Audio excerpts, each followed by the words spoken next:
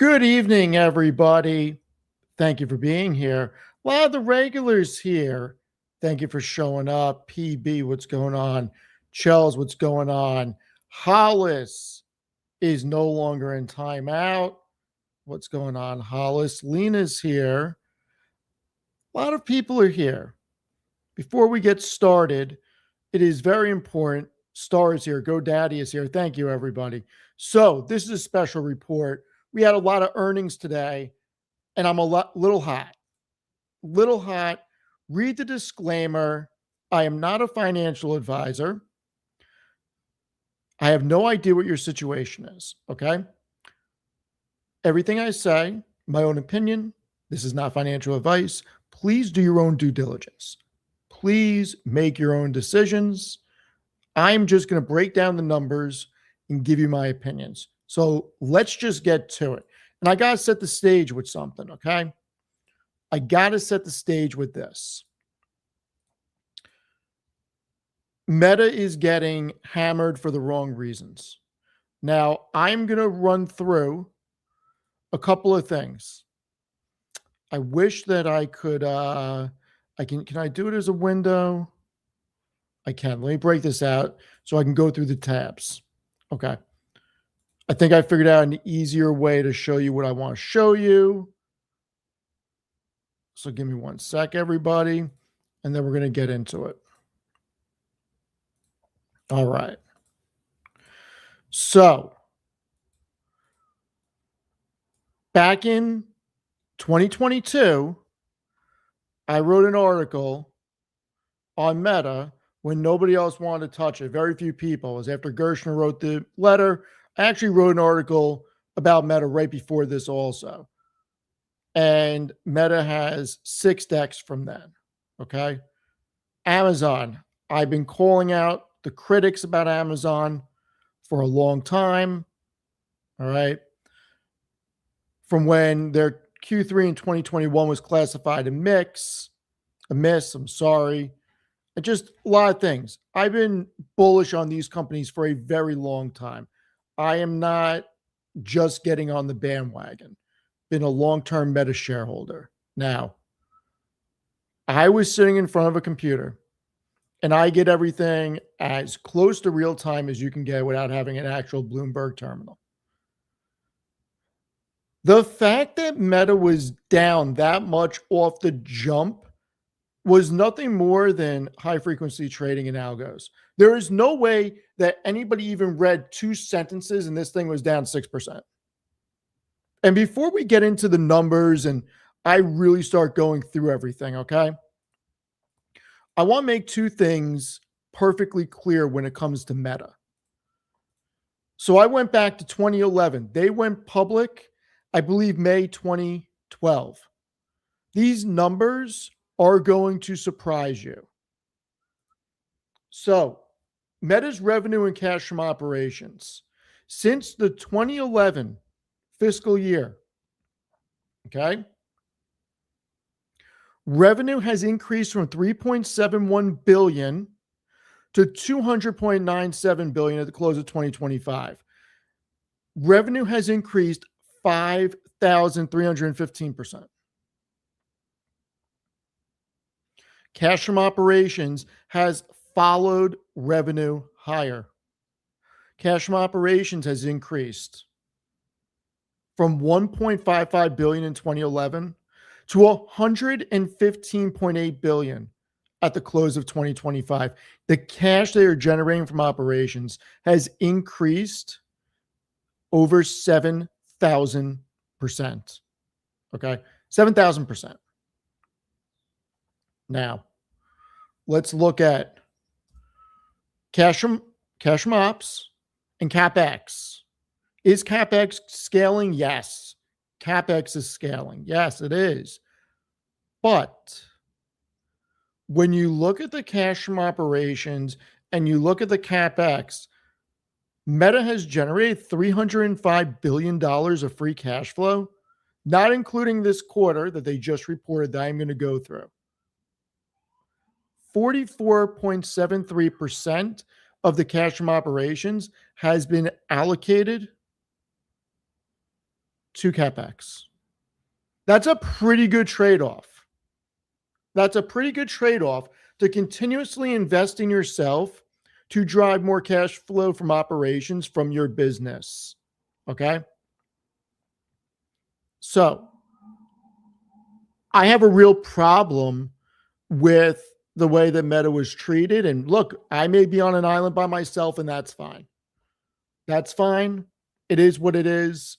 I have strong opinions on things. And I think Meta being down 6.5%, let's see where it is right now. So I actually built out a whole futures thing so I can just use my platform instead and not have to click around. Let's see where we're at because they're going to be in the losers. Meta down 6.49%, down $43.42. The regular close was $669.12. We are at $625.70. We still, crazy. Anyway, I have a problem with the fact that because Meta is deciding to spend an additional $10 billion on CapEx, because they increased the bottom and the top of the range by 10 billion, the market didn't like that. Obviously, that was before the call started. Nobody knew Zuck was going to talk about wearables and mention metaverse on the call. This all happened before the call. All of it. It all happened before the call. What, you didn't like the numbers? You didn't like the numbers. Zuck has earned the right to spend. He's earned the right. I'm going to get to SoFi. I'm going to get to all the companies that reported. I am going to start with Meta. I'm going to go through all the numbers. But I'm going to say that Mark Zuckerberg built this company from his dorm room. Not many people have been founder-led. Not many companies have been founder-led for this long. And not many companies have put up this type of revenue and cash from operations. They just haven't. It is what it is. It's a fact. I mean, over the course of Meta's history, they have generated more than $1 trillion of revenue. Is this a company that we don't want to believe in? Has he not earned the right, the benefit of the doubt, with how profitable the company has become? Okay, he took a shot on the metaverse, and it hasn't worked out, and he hasn't given up on that, whatever it's going to turn into. But when I look at these numbers, and I look at the quarter they just produced, it could not be clearer than day that this is being disrespected for the wrong reasons. They can afford to spend more on CapEx, okay? This is also a company that just put up $56.3 billion in revenue in 3 months, and that revenue jumped 33% year over year. The income from operations came in at $22.87 billion, up 30% year over year, at an operating margin of 41%. Net income, oh, you didn't like the net income? $26.77 billion, up 61% year over year. I mean, from a numbers standpoint, there's nothing not to like. Now, I get it. It seemed like Zuck didn't want to be there on the earnings call. I get that. This was down 6% before the earnings call even started. The market sold it off, not because of the earnings call. It sold it off because of the CapEx and who knows what else. I mean, I don't get it. Maybe I'm losing my mind. Maybe I'm seeing something else. Maybe I'm giving Zuck too much credit. But you know what? As a long-term Meta shareholder, I'll give him that credit. I will follow him, and I will not complain about his vision to spend on CapEx, because clearly he has built a company that has generated more than $1 trillion in revenue. So who the hell am I to question where he thinks the next iteration of growth is going to come from? I mean, Who are these people trading it to really question him? Now, I get it. People don't want to be in it. People think that this is going to go down. Fine, whatever. Maybe it goes down further. I don't know. I don't have a crystal ball. But when I look at the numbers and I listen to him and think about the possibilities of what he is talking about with making businesses more efficient, and if he is actually able to deploy business agents, that is going to be so big for corporations, especially small businesses and solo entrepreneurs. Let's be very clear. One of the easiest and most efficient places to sell products and services is on Instagram and Facebook. And they have more than a third, approaching half of the global population utilizing their products. I don't care about the metaverse. Let it burn a hole. This company is still wildly profitable. Would it have been better if he didn't mention it? Yes. Did I say last week with Amit on basis points that if they raise CapEx and if he mentions metaverse on the call, it's going down? I absolutely did. And that's what's happening. Now, right or wrong, I think it's a pretty bad reason for it to go down. I really do. I went through the numbers twice, and I still can't believe that this is off the jump down on CapEx. And maybe I'm missing something, but that was the one thing that I saw before the call started that felt like this was going to take the stock down. On segment, the family of apps revenue, 55.91 billion. Advertising revenue was up 33% year over year in Q1. Really think about that. Q1, these are not Q4 numbers. This isn't holiday season. Q1 advertising revenue up 33%. Meta is not getting displaced. They are still growing. I mean, they are a trillion-dollar business growing at these rates. What are we doing here? Why? I'm seeing the chat. Why is somebody telling Charles to shut up? What happened?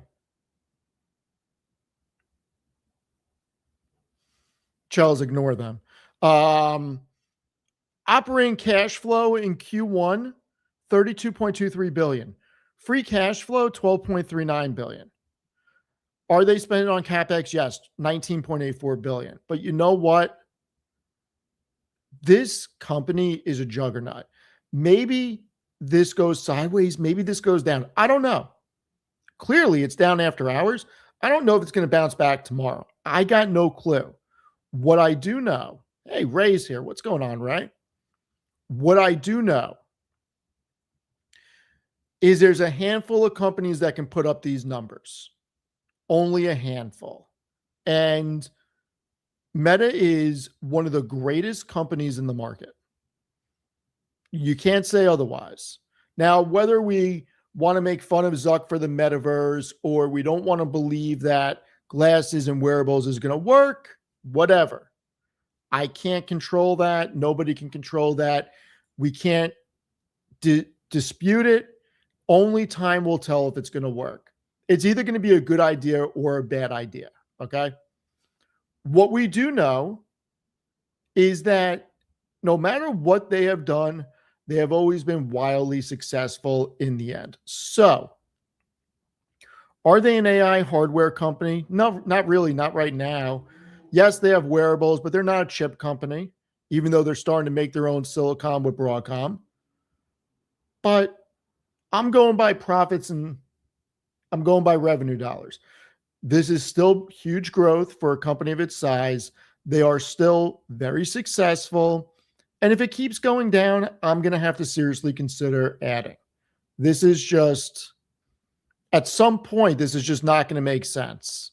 And it's starting not to make sense again. So I have not talked about SoFi. SoFi will be the next one. So is there anything else I want to go over with Meta? No. I mean, I'm trying to be very objective right here. I will admit I have a bias toward Meta because I do personally think it's one of the best companies in the market. And I always will admit that I have a bias toward Meta, and I do give Zuck the benefit of the doubt because of his operational excellence. He's an operator. He grew this company from scratch. And time again, they come out the other side. Have there been difficult periods? Yes. Everything the market has thrown at it, Cambridge Analytica, lawsuits, no matter what it is, they always find a way to win. Now, are they going to find a way to win this time? I don't know, but history would say yes. So, when I look at the operating cash flow, when I look at the revenue, I don't think that this is something to go crazy about. And it annoys me because I'm getting flashbacks to Amazon when they guided for a range. They came in at the upper level of the range and the market took it down because it didn't meet the fictitious estimates of Wall Street analysts who just came up with a number when Amazon guided for a range and they came in the top end. Sometimes these things just don't make sense, but they work out in the end. So I'll be paying very close attention to Meta. I want to see what happens tomorrow. I want to see what happens Friday, and we'll see. Look, the numbers were incredible. Forward guidance. Oh, really? We didn't like 58 to 61 billion dollars in forward guidance. Pretty hard not to like that when in Q2 2025 they did. I'm going to bring up the number. I think I know it off the top of my head because I looked at it not too long ago, but 47.5 billion. So you're telling me they're going to come in on the low end, $10 billion more in revenue on guidance, and the street didn't like that? Stop it. Stop it. This isn't a $10 billion company. This is a company that is over 1.5 trillion market cap. It's just, I am so glad you guys are giving me a place to vent right now because I would talk Amit's ear off tomorrow night about this. And tomorrow night, I'm going to try to not talk like this with Meta because it will be there for 10 hours. But I got to tell you, this is crazy talk to me. Total expenses for the year are unchanged from the prior outlook, 162 to 169 billion. Look, the capex was raised. Oh no, $10 billion. But Meta can't afford it? What, we think that they're going to miss EPS? Stop it. I think that's crazy. I think it's crazy. So let's see. If Zuck hits and they have Meta super intelligence, if he hits and he delivers personal super intelligence to billions of people and gives businesses more tools than any other companies to succeed, what's that worth? So look, I think the market's wrong on Meta. Maybe I'm wrong. We'll see. We'll see. But no more Meta talk for now. Moving on to the next company. So let's go to SoFi. I know a lot of you like SoFi a lot. Let's get into SoFi. Here's my raw thoughts. I'm going to have to choose my words carefully right here. A lot of you really like SoFi. So do I. I have a big position in SoFi. But, and I wish I could ask Noto this question. There was a part in the earnings call that I really want more clarity on. I want more clarity around them breaking out the tech platform into different segments because it seems like they're going to start offering services. Now, I want to know if the RFPs got stalled because I went through the transcript because I didn't hear it the first time around just to make sure I didn't miss it. And I didn't see it in the transcript either, any information about the RFPs. So now that they're going to have that new unit with the services for banking as a service on the single core, I want to know the thing that I want to know is is that going to be marketed differently than they were marketing the solution prior? Because if you remember, they said that they were working on several RFPs and they should have more clarity around them in Q1 2026. Now, I understand why they potentially could not talk about anything, being that I've run many large scale RFPs for millions and millions of dollars. Now, all I wish that they would have added was we are still in the middle of some RFPs and we're not ready to discuss anything because of NDAs. That's all they had to say. Don't leave me hanging. Everybody knows that that's something that I focus on. But other than that, the quarter was good. Okay. The problem was that they met expectations on EPS. Isn't a bad thing. EPS was up 100% or so year over year. But everybody was used to SoFi beating and raising, beating and raising. Hell, I thought they were going to beat and raise.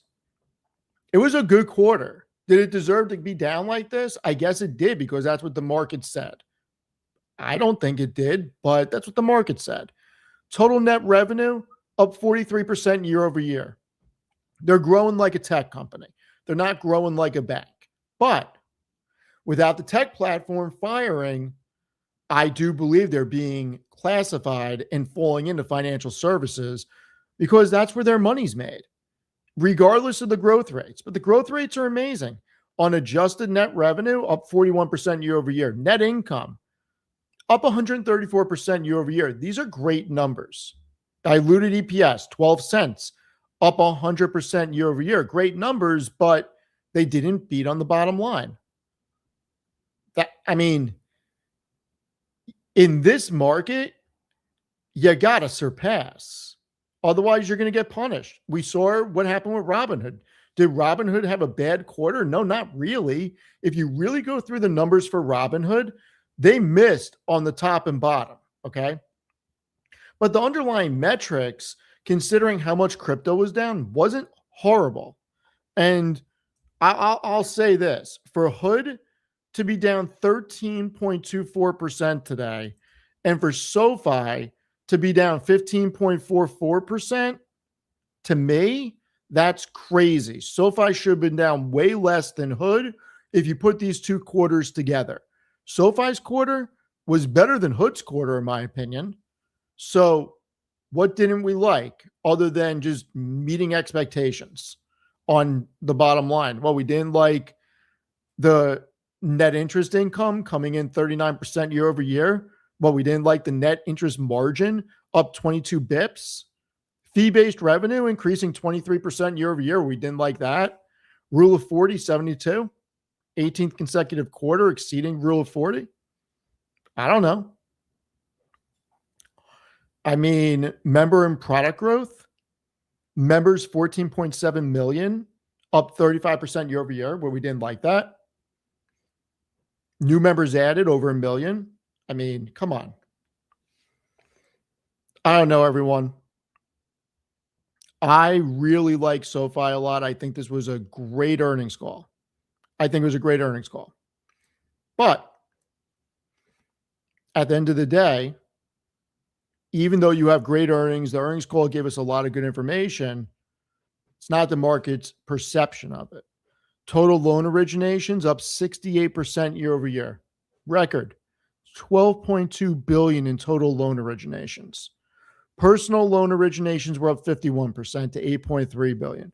Student loan originations, highest quarter ever, 2.6 billion, up 119% year over year. Home loan originations were up 137%, 1.2 billion. Loans are crushing it.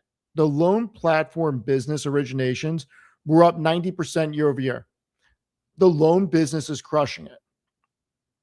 So I'm going to call a spade, and I'm going to be very fair and objective. I think that this was a very good quarter from SoFi. The problem is they are truly being looked at as just a bank.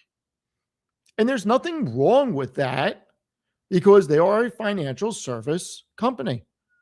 When you look at where their capital is generated from, it is from banking services and financial services. You can't dispute that. Now, there's an argument about how they're valued, what companies they should be valued against. And I get that. I truly get that. The market told us today, cool story on having a four handle on growth, but you didn't get the job done on the bottom line. And you didn't get the job done on increasing guidance. Now, is Noto and Chris Lapointe, are they being passive? Are they being conservative? Because we really don't know if we're going to get rate cuts. Maybe. Keep in mind, this is probably a very strong quarter from the perspective that they gave guidance at the beginning of the year when this was a much different market environment and people were arguing over if we were going to get 2 or 3 cuts. I mean, they're guiding on no cuts, more or less, and they're not taking guidance down. That's a win. That's a big win. This was a very solid quarter.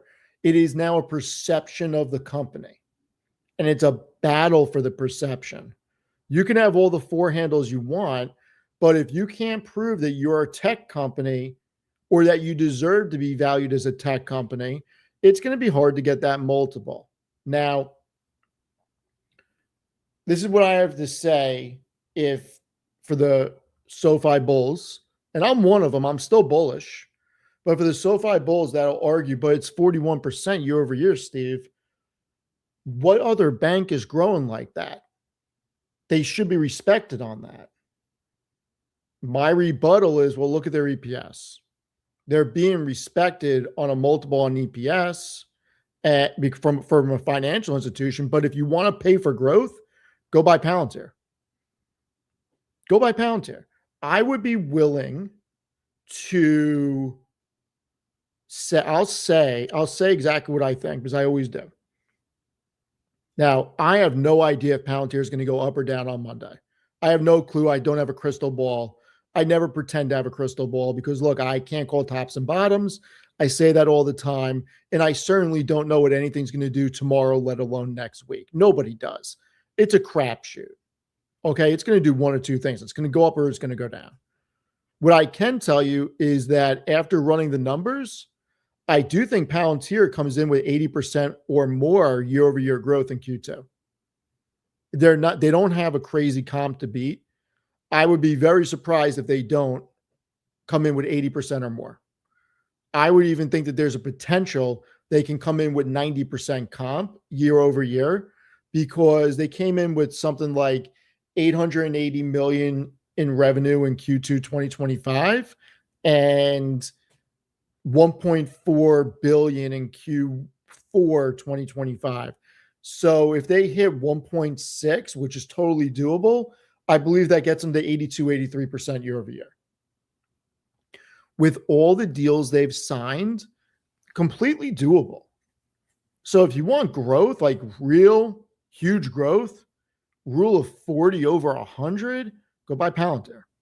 Like, SoFi is a great company, but the reality of the situation is the market is looking for more than just top line growth with SoFi, and it is being classified as a financial institution. That's all there is to it. Is there a lot of things to be excited about? Absolutely. Launch big business banking, extending the platform to enterprise clients. SoFi Plus relaunched, rolled out AI-powered personal loan coach. There's a lot of things to be excited about. SoFi USD stablecoin, the partnership with MasterCard. This could be huge for big business banking. Absolutely huge. Charge-off rates, pretty good. I think the whole Muddy Waters thesis is blown up. Book value per share up. So all in all, SoFi was a good quarter in my opinion. It just wasn't good enough. So I'm going to stop ranting for a minute. What do you guys think? What does everybody think here? SoFi and Meta, before we go to Amazon, Microsoft, and Alphabet, what are you guys thinking about SoFi and Meta?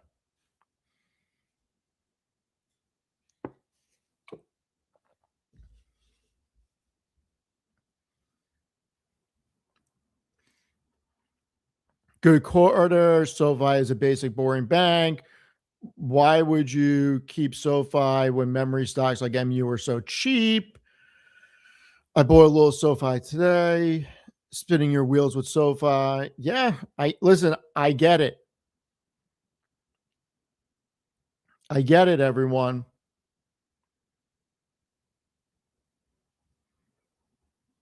You want me to wear Bill McDermott's glasses? I'll get a picture of what they look like. Maybe I can find some.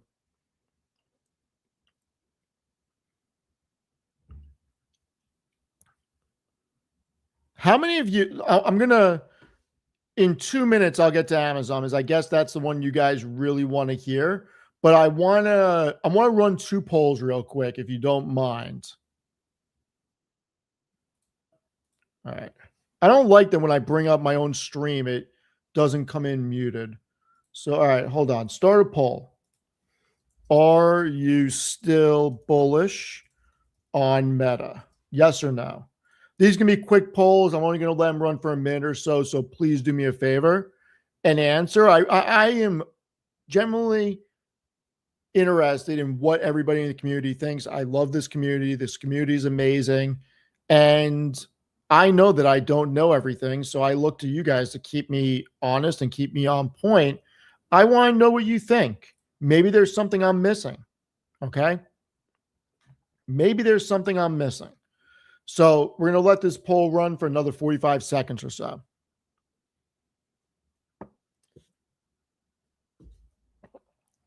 You guys are amazing, RF. Absolutely.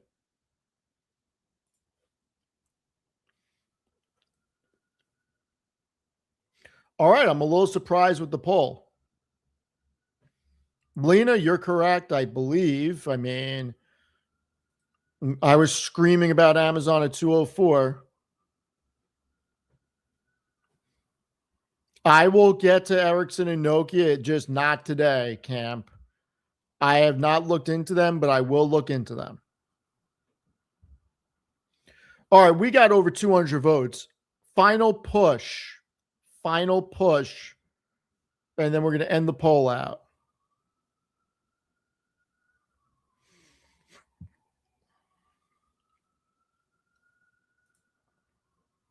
All right. 68% yes, 32% no. Okay. Same question. Are you bullish on SoFi? Of course, I was about to write that in the chat, not a poll. Bad Steve. Are you bullish on SoFi?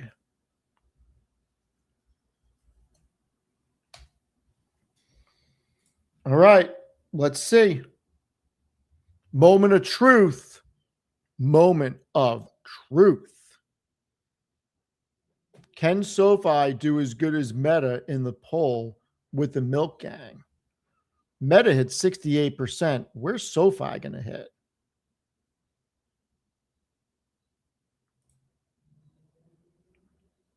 $158 votes already.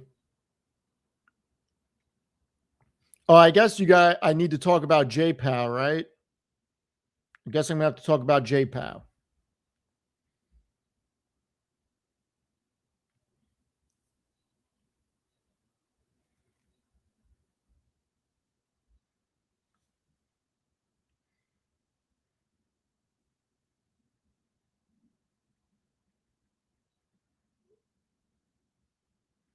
All right, closing the poll out in a few.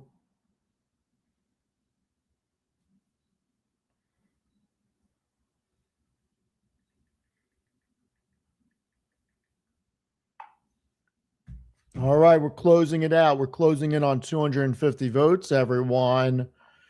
We got 250, 60-40. SoFi almost split 60-40. I like that. All right. All right. All right. Before we get to Amazon, I'll give you my very quick thoughts about the Fed, about Warsh, about Powell. I don't like the Powell staying on as the Fed governor, personally. Okay. The excuse that he gave, I think, is ridiculous. I'm not a Powell hater. I give him a B for his time as Fed chair. Okay. The problem I have, and I have served on boards, I still serve on a board. The problem I have when you get to be the board president, okay, I do believe that when you are done, you should not stay on. I really do believe that because you build alliances, especially when you're on a board for a very long time, and you can almost undermine the direction the new chair wants to go in because you still have back channels to other people. Not saying that you can't influence things outside of it, but he still has his own beliefs and his own way of doing things. And I just think that he should step down completely. And that's it. That's it. I don't think he did bad. I think he's a B. The only critique I really have is, look, we can argue that they should have raised rates quicker. What I would say is the way that he handled things may not have been 100% perfect, but nobody's 100% perfect. We got a no landing, which was the best case scenario at the end of it. Okay. There are always going to be situations where inflation spikes and we have hard times. A lot of things are outside of his control. Hindsight's 2020. The one problem I have with him and why I give him a B is because I truly think he waited way too long to cut rates. And I have my own reasons for that. I've gone into it a lot. Okay. So if you want to hear Meta, go to the beginning of the stream because I spent 20 minutes on Meta. Okay.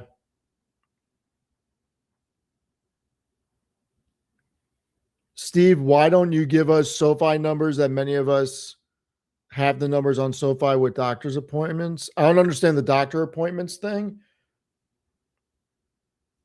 So I don't know. Anyway,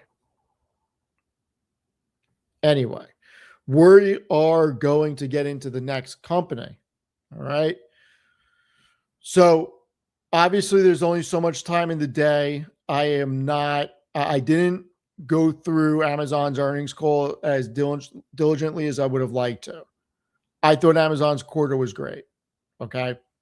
181 billion, up 17% year over year.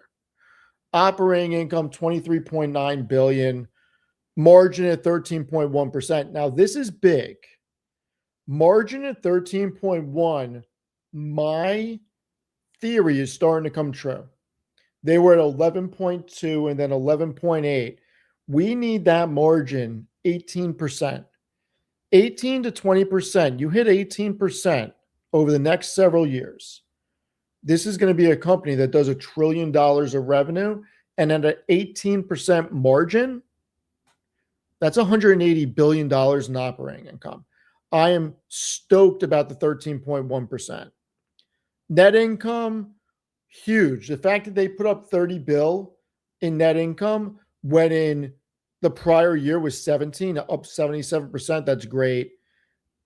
EPS up 75%, undiluted, that's great. I don't know if you guys really care about North American International, but I'll tell you, AWS, love it. 37.6 billion. We're at a run rate for roughly 150 billion, up 28% year over year, fastest growth in 15 quarters. Operating income is up 23% to 14.2 billion. In AWS's operating margin, 37.7%.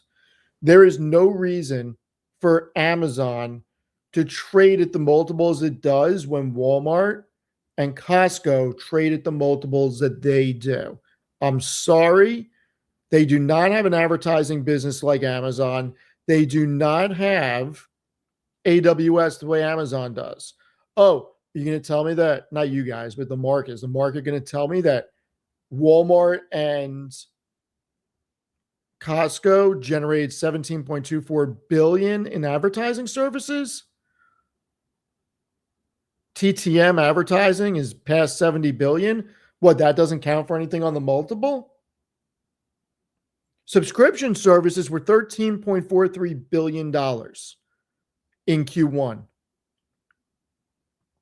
I mean, what are we even talking about here? The fact that they are not trading the way that Walmart or Costco are is sick. It's sick. I don't get it. Now, what you guys want, AI, chips, AWS, the chip business, we knew that this was going to be big. We got some information before earnings when the Anthropic deal came out, especially when Jassy wrote his letter. The chip business run rate is crazy. In Q1, okay, top 20 billion. Graviton, Trianium, and Nitro growing triple-digit percentages year over year. AI chips landed. It landed so hard. They're deploying 1 million NVIDIA GPUs starting in this year. So even though they're producing their own chips, they are still deploying 1 million plus NVIDIA GPUs. Here's the big thing. OpenAI is committed to 2 gigawatt of Trianium capacity through AWS, ramping in 27. Anthropic, up to 5 gigawatts. This train is not stopping with AI revolution. Meta, agreement to deploy tens of millions of Graviton cores for agentic AI workloads. Uber, Graviton 4 plus Trainium 3 partnerships. New AWS agreements also included NVIDIA, US Bank, Fox, Southwest, the Army, Bloomberg, AT&T, Nokia, PGA Tour. I mean, come on. Bedrock token value, how about this? More than all prior years combined this quarter. Customer spend was up 170% quarter over quarter on Bedrock token volume. I got to tell you, Amazon is that horse. I said it after Q4. I was screaming it at 204. Amazon is that horse. They really are. The trailing 12 operating cash flow is up 30% year over year, 148.5 billion. I mean, I got to tell you, super impressed. Now, I am very happy the market seems to be not punishing them right now about the free cash flow. The quarter was just that damn good. It really was. So I'm excited about them. There's a lot of projects that they're working on, and I just think that this is something that's going to compound for years to come. Let's see. What do all you think? I mean, I'm on fire tonight. I'm pissed. I'll tell you that right now. You guys may be able to see from my energy. I'm a little angry. Not really angry, but I'm just... When good companies get taken down like this, Amazon deserves to be up. They deserve to be up more. How about that? Amazon deserves to be up more.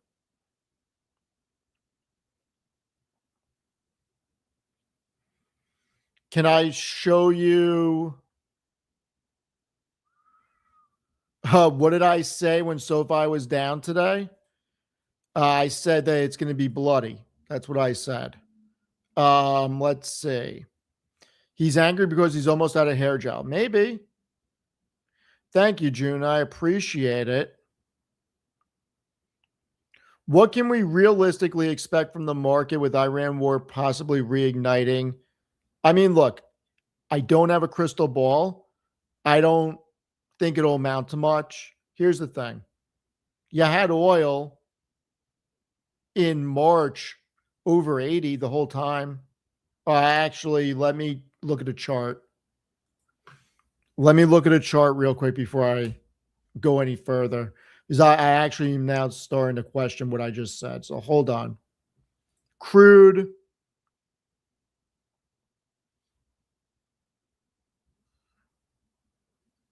All right. So crude broke 80 on March 5th. It felt like all of March because on March 2nd, it was like 43. And then on March 9th, it was almost 100. So most of March, it was quite high. I don't think that the war is going to really disrupt these earnings. I really don't. I could be wrong. I mean, crude's at 108 right now. I want to see it at 70. Okay. I want oil to come down. Very important that oil comes down. We need to get a deal done. I don't know. But I don't think that this is going to really matter that much for these companies.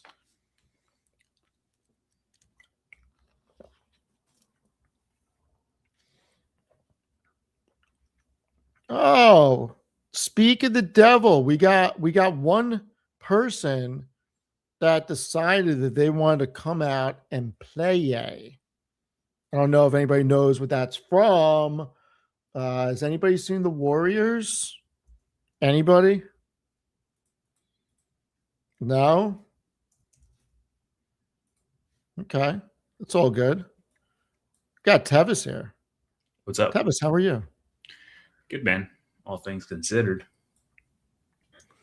Nice. Warriors.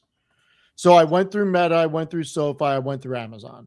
I have Cool. not gone through Microsoft or Alphabet yet. You left the boring ones for me. Well, I was hot. I'm really hot about Meta. That's the one I'm hot about. I'm kind of hot about SoFi too. I know, dude. Meta doesn't deserve to be down. I mean, neither does SoFi more than Robinhood. I'm gonna get some hate for that one, but No, you're not. SoFi does not deserve to be down as much as it is. Certainly not as much as Robinhood. You're 100% correct. yeah, it's like it was a mixed quarter. It wasn't, spectacular by any stretch of the imagination. Was it down 15% quarter? I don't think so. I mean, they still beat their numbers. They're still growing over 40%. It's not like, yeah, there's stuff on the horizon that we should look out for.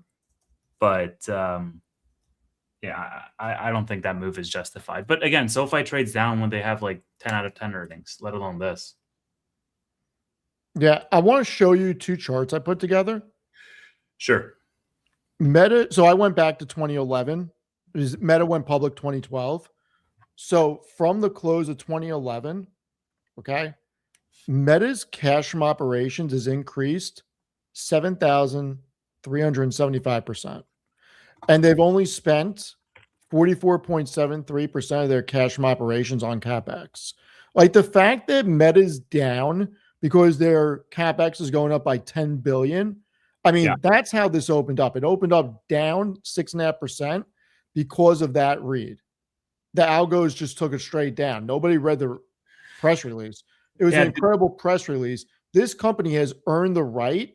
And when you put up this type of revenue from 2011 to 2025, over $1 trillion worth of revenue, and the revenue increases by 5,300%. Yeah. In Zuck, we trust. Yeah. This market is just stupid, man. Algos are completely making moves that, I mean, the whole CapEx thing is just dumb. Like every mega cap company sold off on CapEx. Google said they were going to, significantly increase CapEx in 27, and Amazon had a lot of CapEx, Meta, a lot of CapEx. And it's just like, guys, okay, we get it.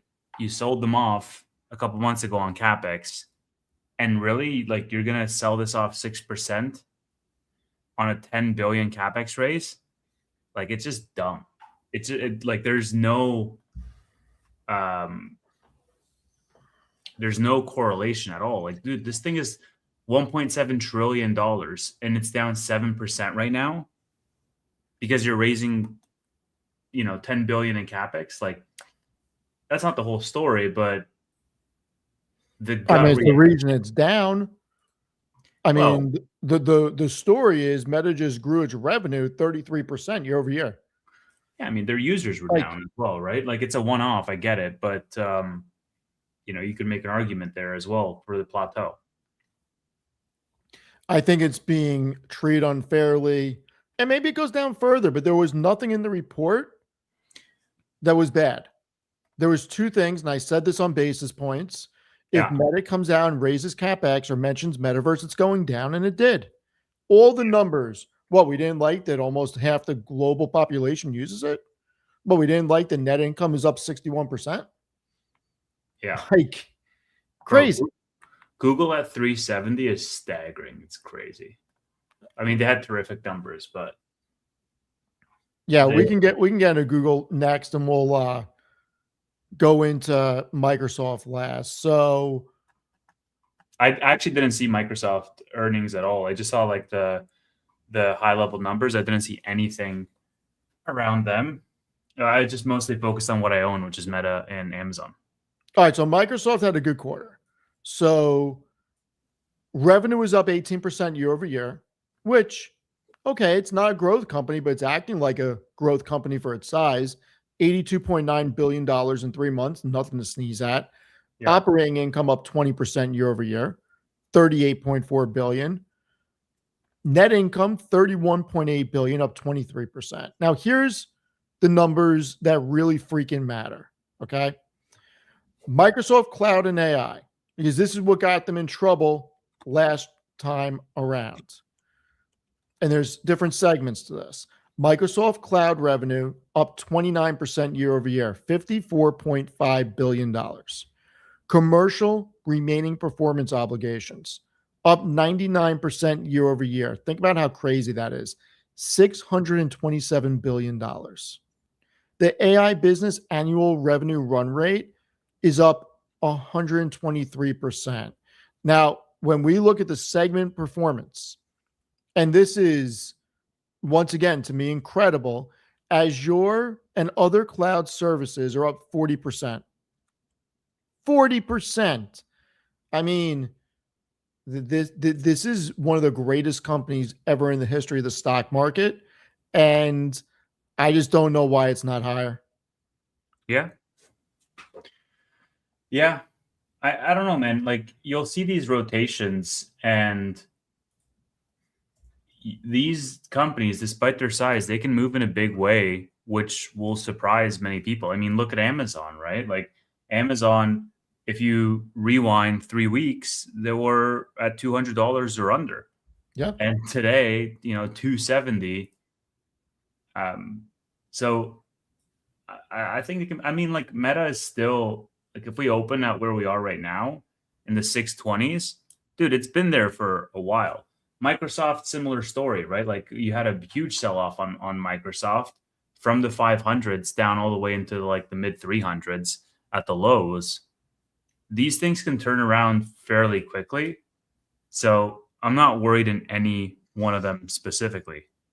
And yeah, to whoever commented, I'm super impressed with Alphabet.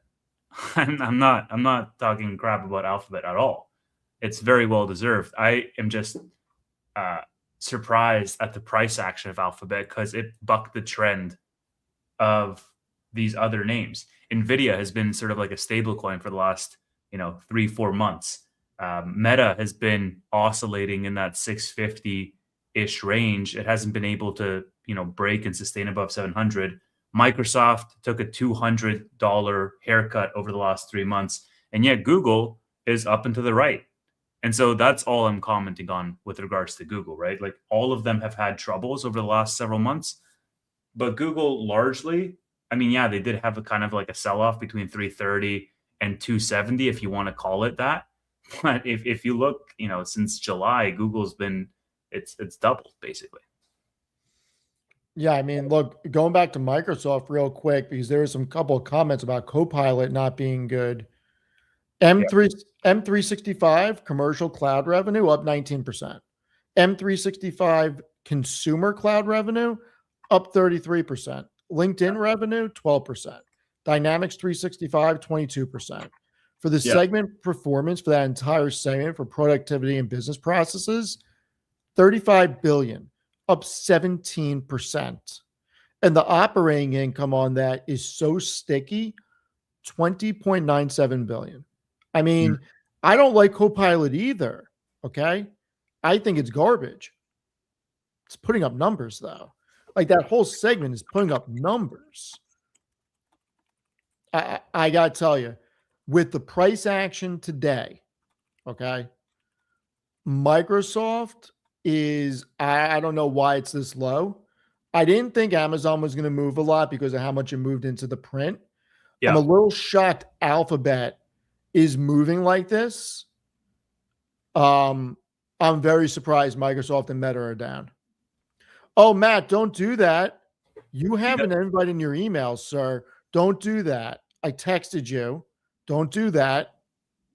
You and Matt, Senor Patel both have freaking links. dude, I'm surprised Matt is not a Gen Z with the amount that he gaslights everybody.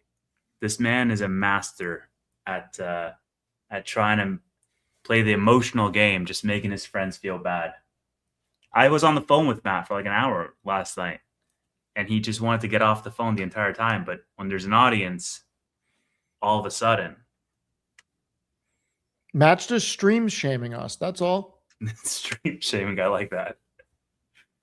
Stream shaming. Yeah. So are you selling SoFi, Steve? No. No, you're not selling it? I'm annoyed because I think the market has made up its mind on SoFi. That's my problem. The numbers were good. The quarter was good, but good doesn't cut it anymore. And you put up 40% year over year revenue growth in Q1. That's awesome. But when you come in flat on EPS in with guidance, the market doesn't care that your EPS is up 100% year over year. I'm so annoyed that I only owe Tevi 500 and the stonk is in the gutter. Yeah. Oh, Matt, you missed it by a couple of days. But anyway, I'm not getting rid of SoFi. I'm still bullish SoFi. I think the market got it wrong. I do think this was overdone to the downside. The problem is what I have been saying for the past 6 months looks like it's coming true, with the market is classifying it as a bank because it is just a bank. Yeah. Like you can't get away from that narrative. And I'll argue with any SoFi bull, they are. What, were they not a bank? Somebody going to tell me they're not? I mean, they are. They're a bank. Yeah. I mean, like, I think like calling a spade, the stock's been kind of a dog over the last however long you want to see it.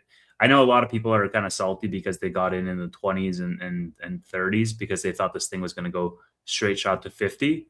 So like I don't feel that bad because I was accumulating my position in like the 6s and 7s, and yeah, I did average up throughout the way. But thank God I've been writing, covered calls and cash secured puts on this thing, because otherwise I would feel much worse than I actually do, because we've just done a full round trip.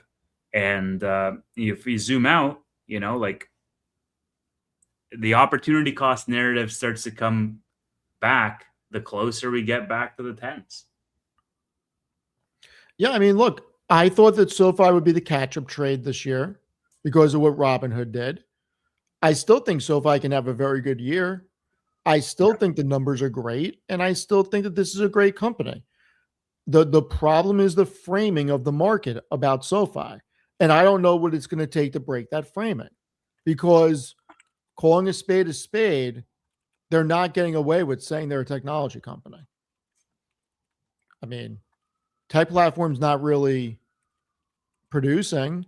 And Tevis, I want to read some. I'm going to find the transcript. I want to read something to you because I have my own take on this. And you know that I was probably the most bullish on all of us about AWS of fintech. Obviously, that ship has sailed, right?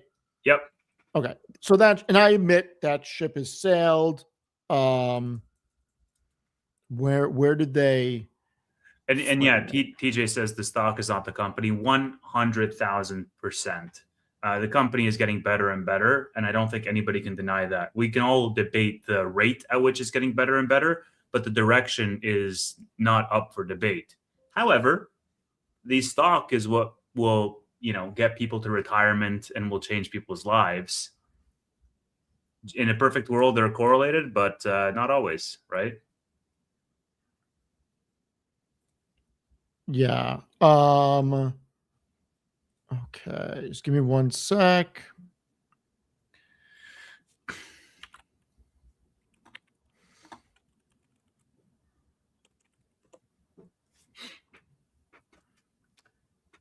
I should have written this down. Okay. Our second platform, banking core ledgers and services, includes our modern banking core and the many turnkey API powered solutions needed for banking as a service offerings. So Yeah. that statement right there, are they now basically, and I understand if they can't talk about RFPs, all they had to say is, listen, we haven't closed any. We still have NDAs. We can't discuss it. That's all they had to say. They didn't mention RFPs. Or by saying our second platform, banking core ledgers and services included or includes our modern banking core and the many turnkey API powered solutions needed for banking as a service offerings. Are they now basically going to break this out and offer this to everybody? What do you think that statement means? I think it's just a rebranding, quite frankly. I'm not reading too much into it. A lot of these offerings was stuff that they were selling before, but you're sort of sticking a fresh coat of paint on it and then calling it new.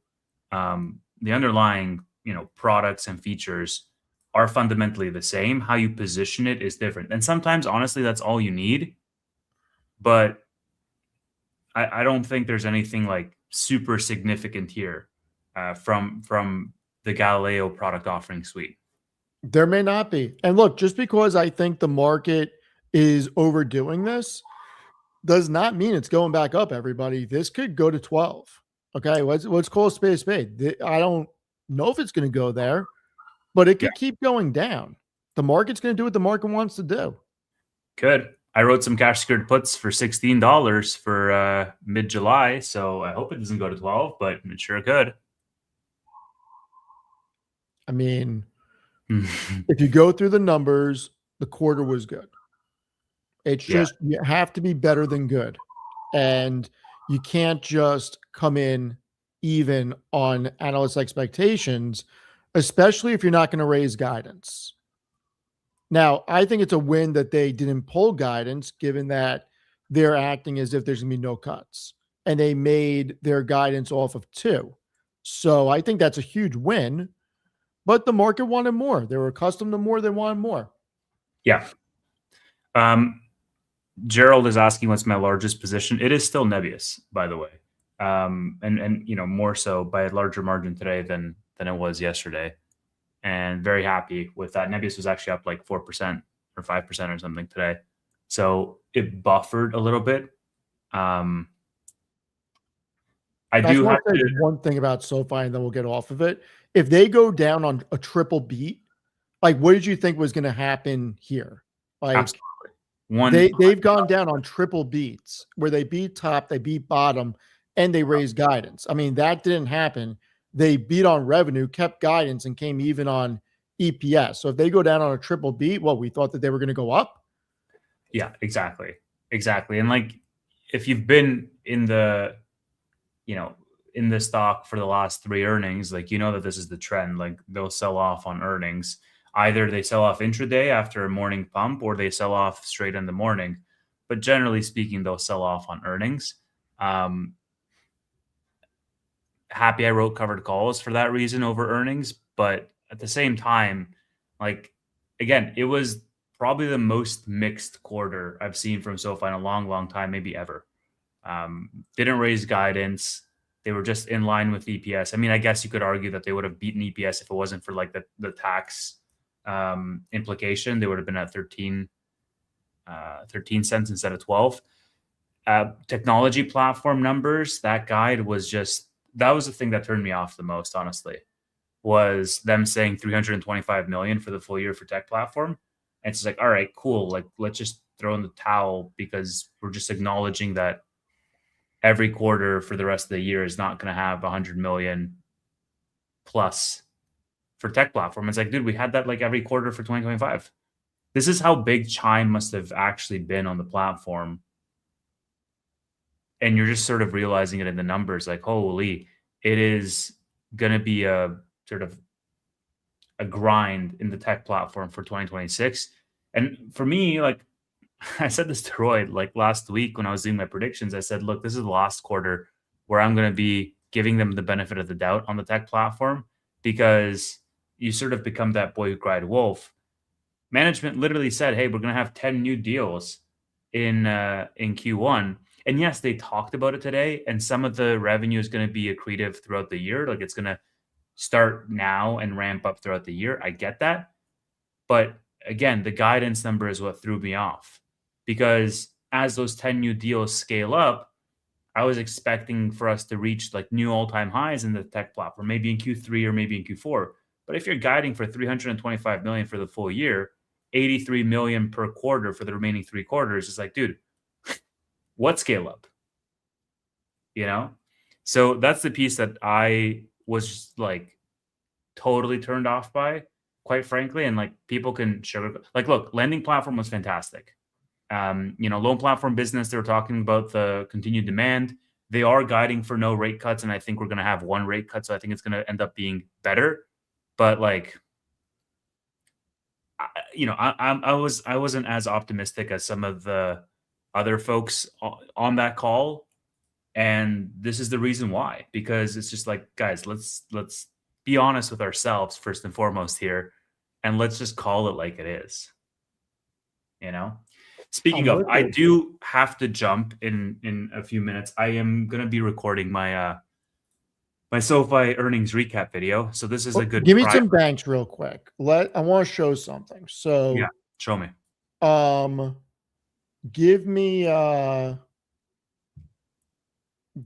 some banks. New bank. Is New even a good one to go with? Is that's not a U.S. bank? Like Citigroup, like, Bank of America, J.P. Morgan, Wells. Those are all established banks, man. Truist. What are you going to say? Oh, none of them are growing 40%. Those are all established. I get that, but somebody asked about price to book value. Oh, that's a BS metric, dude. It's like, I get it. It's a bank, and they deserve to be treated like guys. It's a bank that's growing 40% plus and accelerating. Sure, I get the tech platform is not going to be the source of growth, and it's actually going to be like a heavier and heavier weight every single quarter. I get that. But at the same time, I don't think we should go fully just to price to book, because you're just going to discount them quite a bit. But yeah, sure, you can take the top banks. Yeah, I mean, look, the reality is price to book, JP Morgan's getting a bigger multiple. Okay, I get it. JP Morgan is also much more profitable, much bigger. SoFi is getting a premium over everybody except for JP Morgan. Yeah. And we can look at the EPS. Okay, so if we put JPM, SoFi, Bank of America, Wells, Truist, Citi, and we look at their forward guidance, I mean, even at today's huge drop-off, okay, SoFi is still getting a multiple on EPS, and people would say, well, their earnings are growing by 65%. Cool. Citigroup and Wells are both growing their EPS by over 30%, and they're trading at a multiple that's half. So if you're going to put SoFi in the banking sector, it's getting an adequate multiple, double the growth, double the multiple. Like, yeah, I don't know what to tell everybody. Like, the whole thing, and this was my argument for years, they have to establish themselves as more than just a bank and a true tech platform. And I still believe they can. I just think it's a lot harder to sell the market on that theory now. It's going to be harder. Yeah. I mean, fee-based revenue is the only leg you can stand on for diversification of the revenue. And as a result, a higher premium, a higher multiple. That's the only leg you can stand on right now. You can't stand on, oh, technology platform, AWS. And I understand what management is saying. I empathize with that, hey, we decided to make trade-offs to build for ourselves first. And as a result, our deal flow got hurt because we were building the back end that we're going to benefit from first and foremost. I get that. It's still like the market is not going to give you the benefit of the doubt. It's the numbers or bust. Fee-based revenue, you still have a chance. Loan platform business still growing at a good clip, and that's de-risked revenue. That's your only chance right now. Yeah, I mean, I still think SoFi is a great company, and I'm not selling. Absolutely. Yeah. But that doesn't mean it's going to 40 or 50 this year. It could, but it could also go to 10 first. Right. Do we think it gets in the S&P? Yeah. I agree. Dude, it's at 15. Like, guys, I get it. It's a shitty quarter, and maybe Q2 is also going to be a shitty quarter. But like, a shitty quarter on price action. Yeah, exactly. You could recover this entire drawdown in a couple of days. Realistically, probably in a couple of weeks, and it can get right back to 18. And at which point it would be eligible for the S&P, and it could get in as early as June. That's the most optimistic scenario. But more realistically, like, if you believe, and I do, that the second half of this year is going to be a better macro backdrop than the first half of this year, that we're actually going to rally on the macro in the second half, SoFi is going to get dragged up with that price action because the market's going to go more risk on as a result. Now, I get the AI trade and all the money is going to concentrate in AI names, but you're still going to catch a bid on SoFi just as you are on all these smaller market cap names, because the entirety of the market is going to catch a bid on risk on, if that's the thesis. Now, you could argue, well, midterms, we might have some escalation in this Iran thing and it might get prolonged, whatever. I don't know. I'm not a fortune teller. The point is that I am of the opinion that the second half of this year is going to be a better macro backdrop with less uncertainty. And as a result, more risk on nature, where people plow into equities. We're going to get one rate cut this year, maybe more, but realistically one, not zero. And SoFi is going to do very well. Maybe not in Q2, but in the second half of the year, I think they're going to do very well. And again, we're only at $15. If we were at $6 and you're asking me about 40, I'd be like, hey man, time to throw in the towel. Like it's over. Like it's too much of a mountain to overcome. But at 15, to go to 1850 to be eligible and then get into the S&P and then get that passive volume from all those, S&P tracking funds, absolutely, you can still do that. Again, there's people who has recency bias. I've said this every single, bootleg weekly with Roy, because 3 weeks ago, people were looking at Amazon at 190 and they're like, oh, can it ever get to 300? It's like, hello, 3 weeks later, we're almost there. We're knocking on the door. There's recency bias in the market. There's emotional price action in the market, and people let the stock price dictate how they should feel. But if you zoom out and if you look on a multi-month perspective, the thesis is not broken. It's weakened. It's not broken. And I definitely think that this thing can go higher. It can definitely challenge those 30s again. We don't know what Q3 and Q4 are going to bring from a revenue perspective. So, I mean, the underlying story is getting better and better, Steve. And that's all that people should be focused on. Not for the tech platform specifically, but lending as well as the financial services, especially with the addition of crypto. And SoFi Invest, which actually did really great numbers, will make up for the technology platform in 2026. I'm bearish on Q1 earnings, or neutral to bearish on Q1 earnings, but I'm bullish on the overall framing. And that, my friend, is what I will leave you guys with.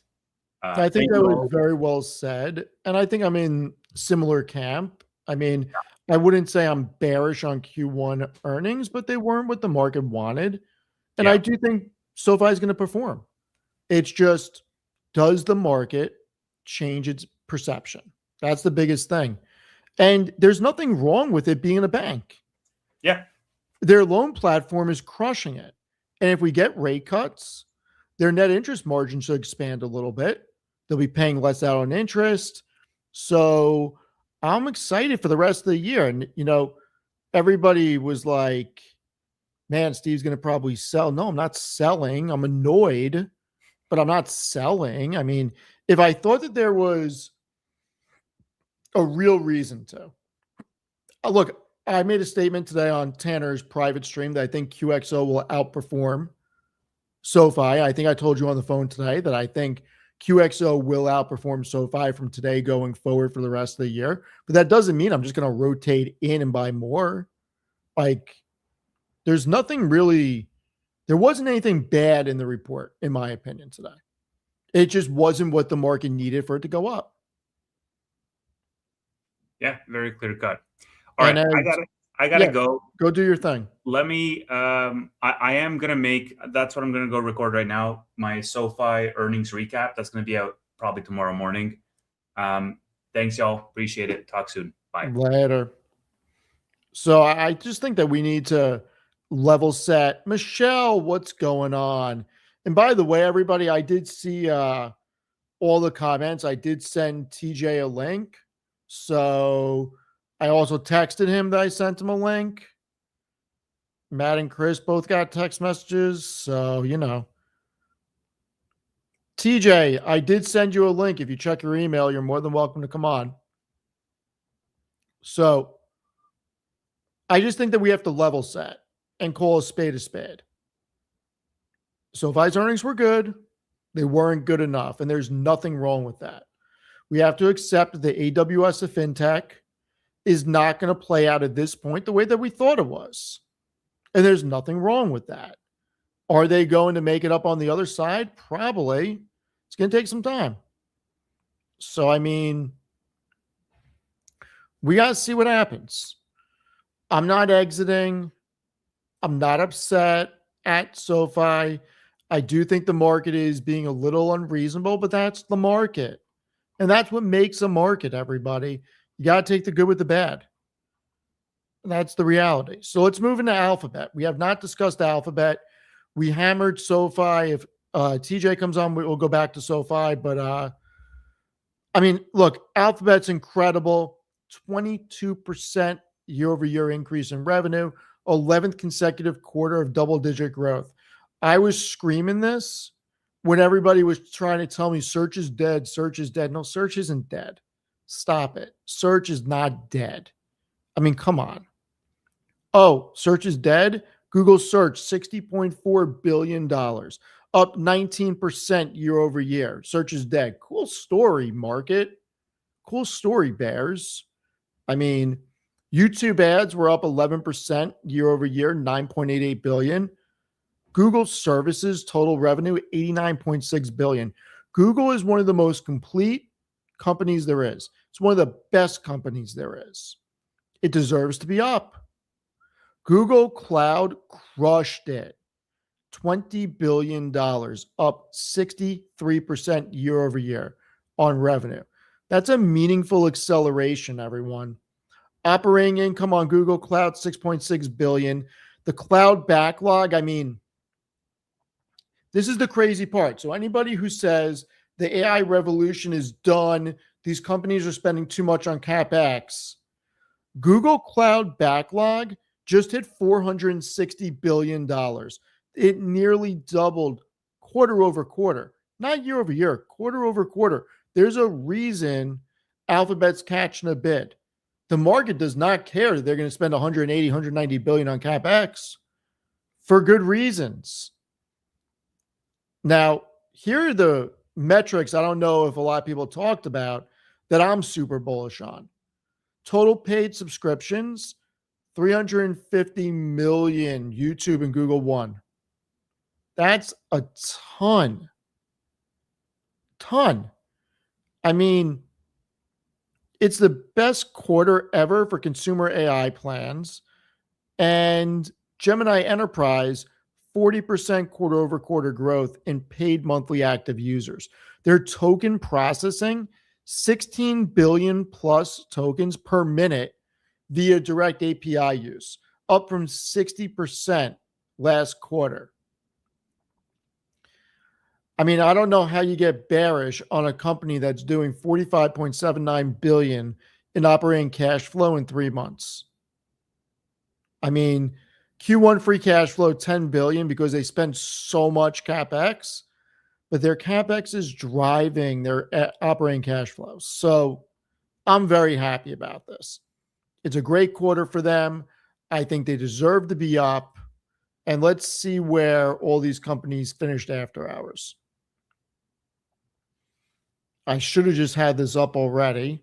Let's get the market dashboard up. Trusty old futures. No, it's not futures. That's actually futures extended hours. My apologies. 7.17%. Alphabet is crushing it after hours. Crushing it. Up $25. And we got a bona fide legend in the background. TJ, what's going on? What's going on, my man? How are you? Long time. How you been? I'm well, man. I'm well. I'm not as rich today, but I'm well. You know what? You're still a good-looking dude, so that's all that matters, right? I don't have a 401k anymore, Steve. I got a 201k. Oh, oh. I was listening, man. I was listening, and I just wholeheartedly agree with you. It's to me the thing that's always been so compelling about SoFi is the argument over the valuation. Is it just a bank? Is it more than just a bank? It to me, it's the Tesla of banking, right? Like people have been arguing about whether or not Tesla is a car company for years and years and years.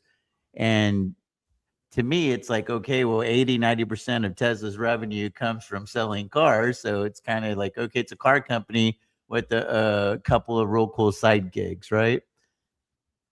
SoFi is a bank. They have a national bank charter. They're a fucking bank. Anyway, you slice it and dice it, Steve. They have a technological component that has yet to deliver. So if you're going to give them a sky-high multiple because of their growth, I just don't think that it's totally justified. And they are getting respect for their growth, to your point, and Tevis's as well. But I think at the end of the day, man, I think that our boy Anthony Noto, and you coined the phrase, and Noto we trust, right? You're the guy that coined that phrase. I believe I did.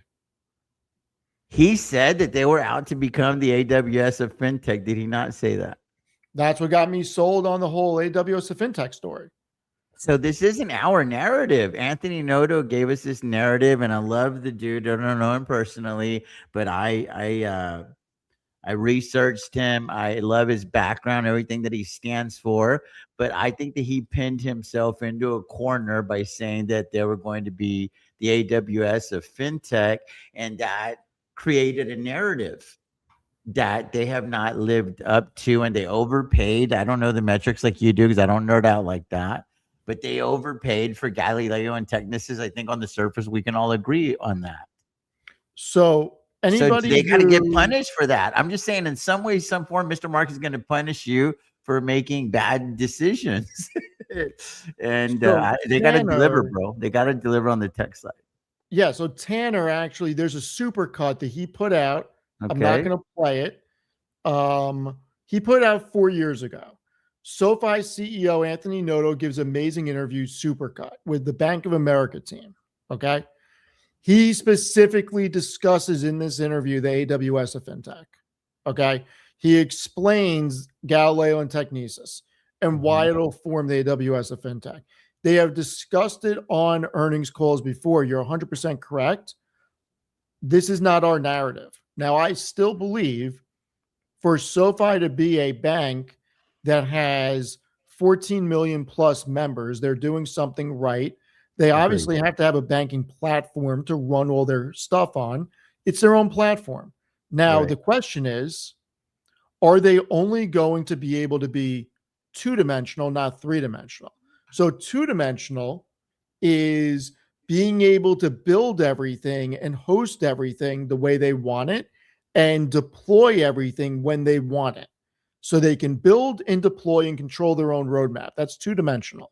The three-dimensional play is being able to take that core that they're doing everything on and cross-selling it to all their competitors, whether they're a regional bank, a thrift bank, community bank, or a large money center and have them run on it, because then they're not only being a two-dimensional play where the combination of Technesis and Galileo is saving them 60 to 70 million dollars a year in costs, they're able to monetize it and generate reoccurring incremental revenue with annualized kickers on top every year. And coming from contract management and negotiations, I've never done bank negotiations. Okay. I've negotiated against Microsoft, Salesforce, Workday, you name it. I've negotiated with them. Okay. I can tell you that most contracts, you do not sign large scale contracts under 3 years. And you normally don't want to go past 3 unless you have to. And when you go 5, normally you are trying to get the best deal you can up front and guarantee them that revenue for a better price up front as your leverage, because that's the only leverage you have. I would say that is probably the norm in these types of contracts, because you're not going to move your entire banking system onto product BCA or whatever you want to call it, and then move in 2 years. You're going to look for a long-term contract. So if they can cross-sell this, that's real meaningful revenue every year that has increases. Right. So this, as TJ said, this is not our narrative. I just wish it would come true. Me too, because right now what they are, I mean, just calling a spade is they're probably the fastest growing bank out there. And they have a nice little secret sauce that other banks do not, which is the fee-based platform or the lending platform, whatever the hell the terminology that they're using these days. Because they have more loans that they're willing to put on their book, so they sell these to the other dudes, however that shit works. I don't nerd out. I know how to make money with stocks. I don't get into the fucking weeds. There's no money over there for me. But dude, I love that about them, that they're very creative. Like, they're very resilient. You take away the student loans, you throw the moratorium out there. It forces SoFi to revamp their entire business, and the company got better by every metric over the last, since I was in it since IPOE. I know you've been in it from just about day one as well, Steve. The company, by every metric imaginable, has gotten better. But the stock was ahead of its skis early on. And the only thing that SoFi has done, and I don't understand for the life of me why people can't wrap their mind around it, is all they've done over the last 4 years is grow into their fucking valuation that they got that they didn't deserve initially. So now we're hoping for them to get a higher valuation, but they're going to have to grow into that as well. And we know that Mr. Market's forward looking, Steve. The question is how forward looking, but the market needs something to price in that deserves those types of multiples, because you have your little fucking spreadsheets that you do better than anybody I know.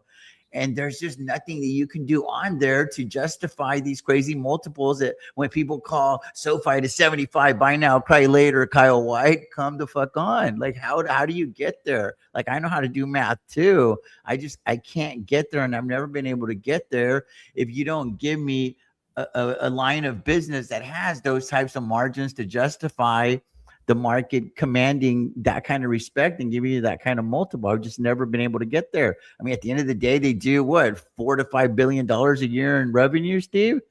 How are we going to give them a $100 billion market cap right now? Because that's what it would fucking take to get you close to $80 a share. I'm glad you said that. So I don't know if you've seen the platform that I built, and I've heard you talk about it, man, but I've been so busy trying to figure out my horses to make money. And I mean, now you're in the whole YouTube horse game now.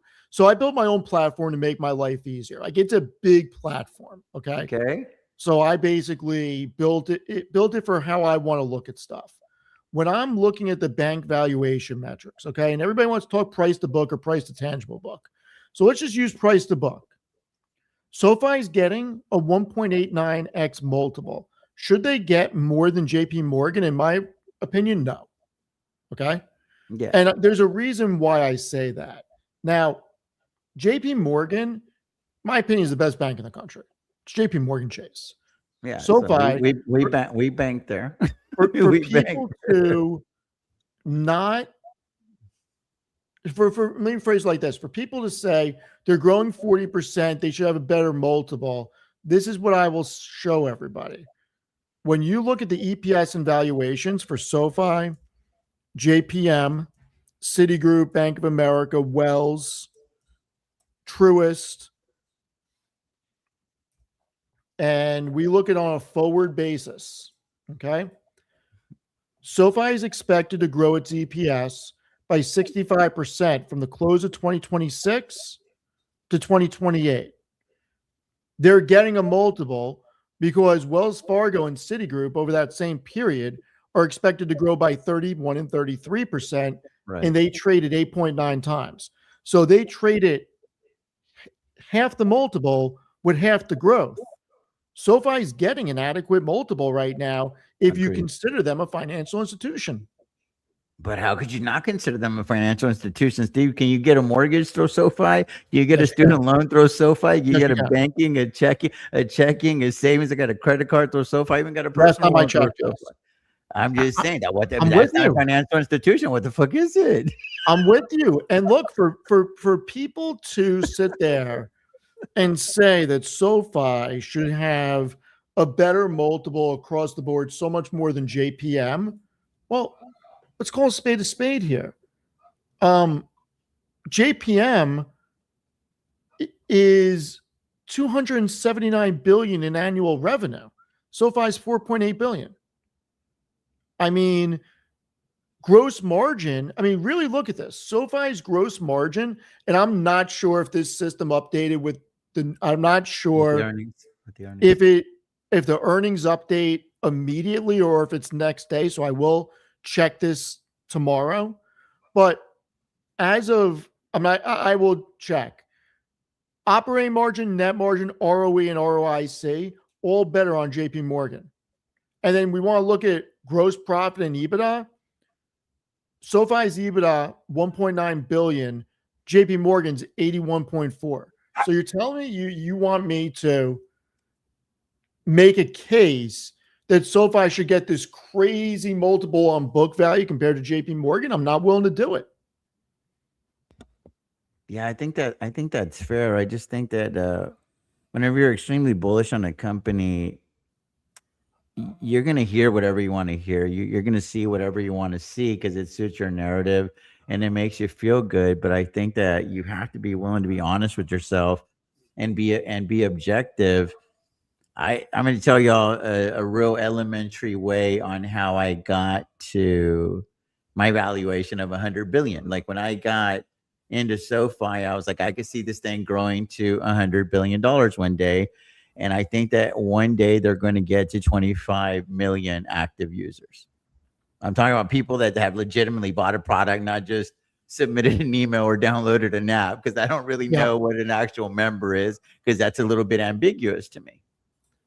I'm talking about 25 million people that are legit Sofians, right? Sofian soldiers, Sofian members.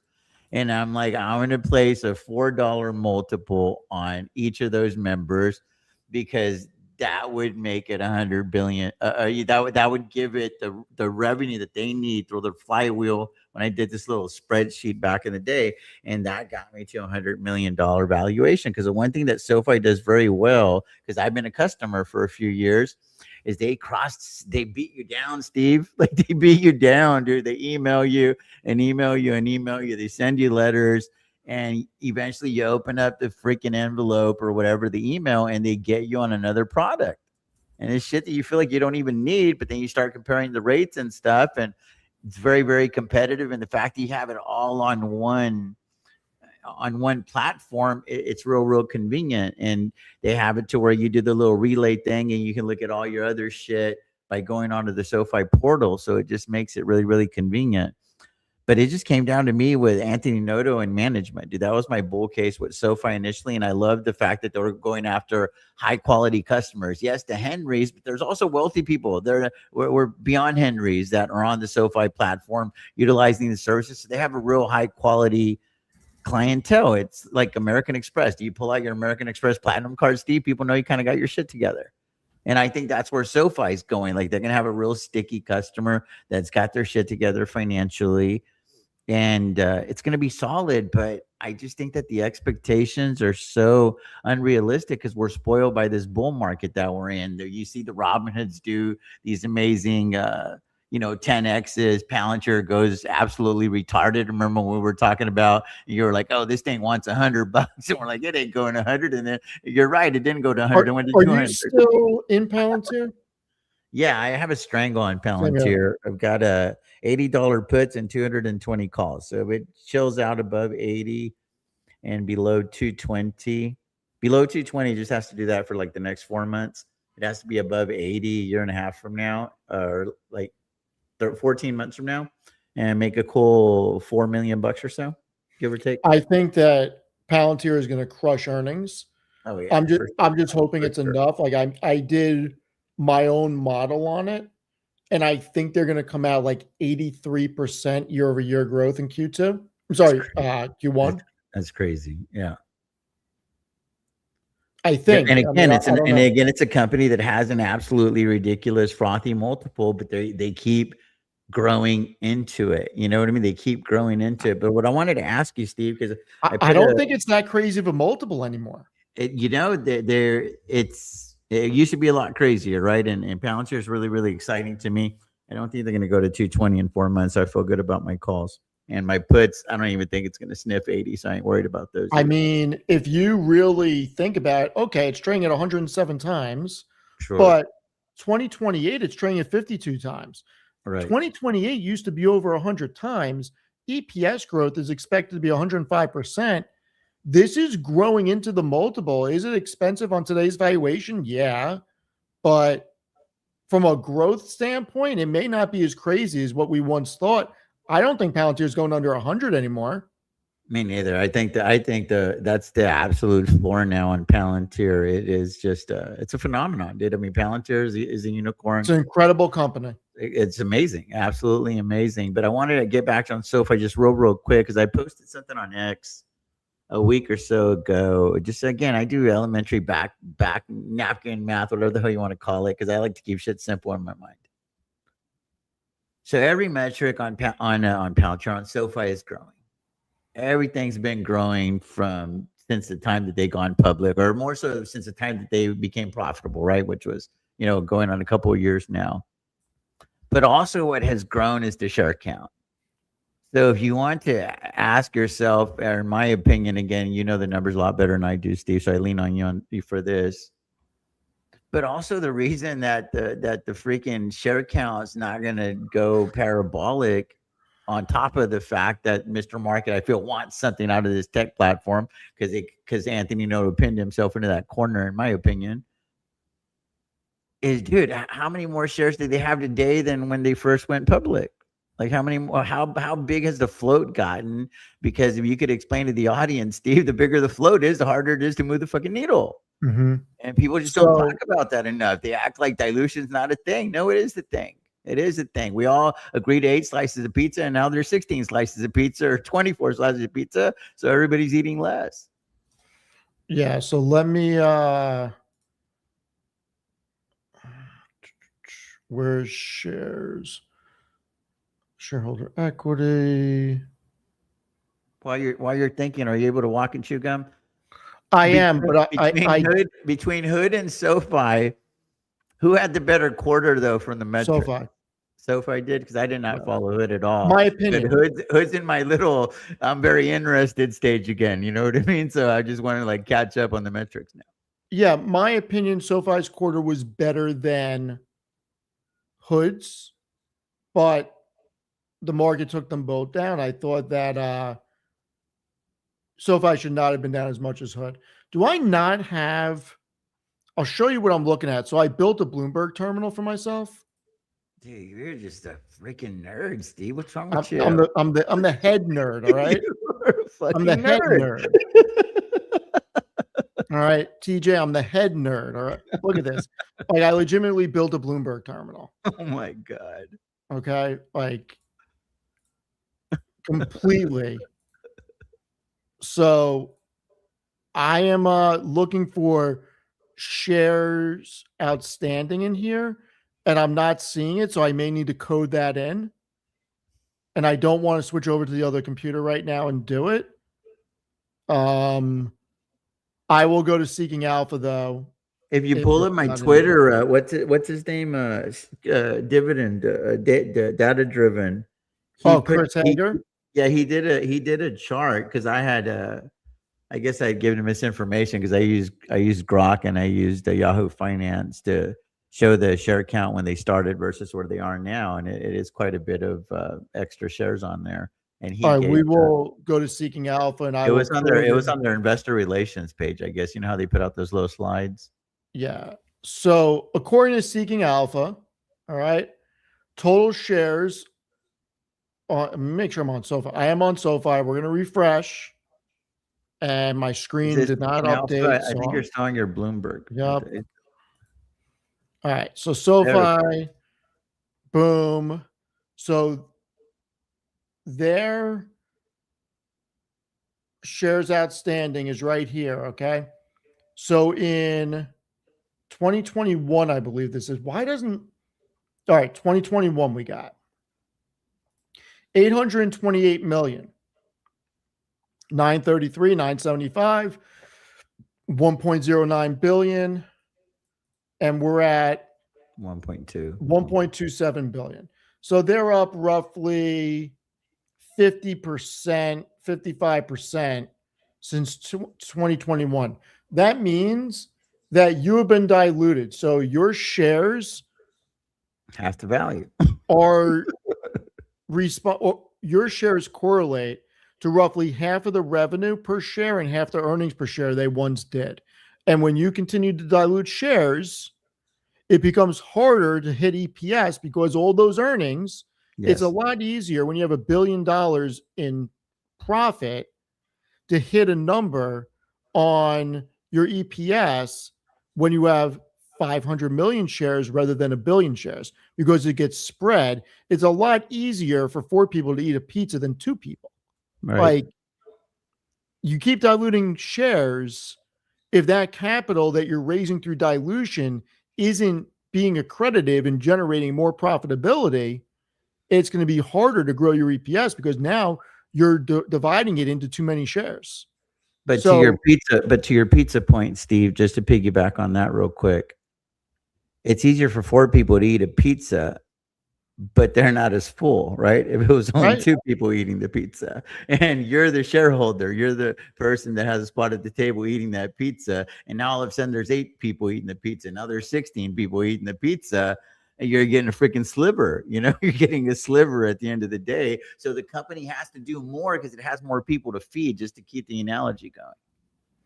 And it's difficult. But people don't think about it. They're just like, oh, they raised that 2750. Good job, Noto, and it is a good job for the company. But whenever you invest into a business, because you're buying a piece of this business when you're a shareholder, Steve, you have to trust management that they're going to take that capital and they're going to issue us a return. They're going to go put that capital to good use, and they're not going to go spend $2 billion on Galileo and Technicis. And then that's why we're pissed off about it for people that follow the company, because it's like, would it have been better? Would that $2 billion have been better spent elsewhere?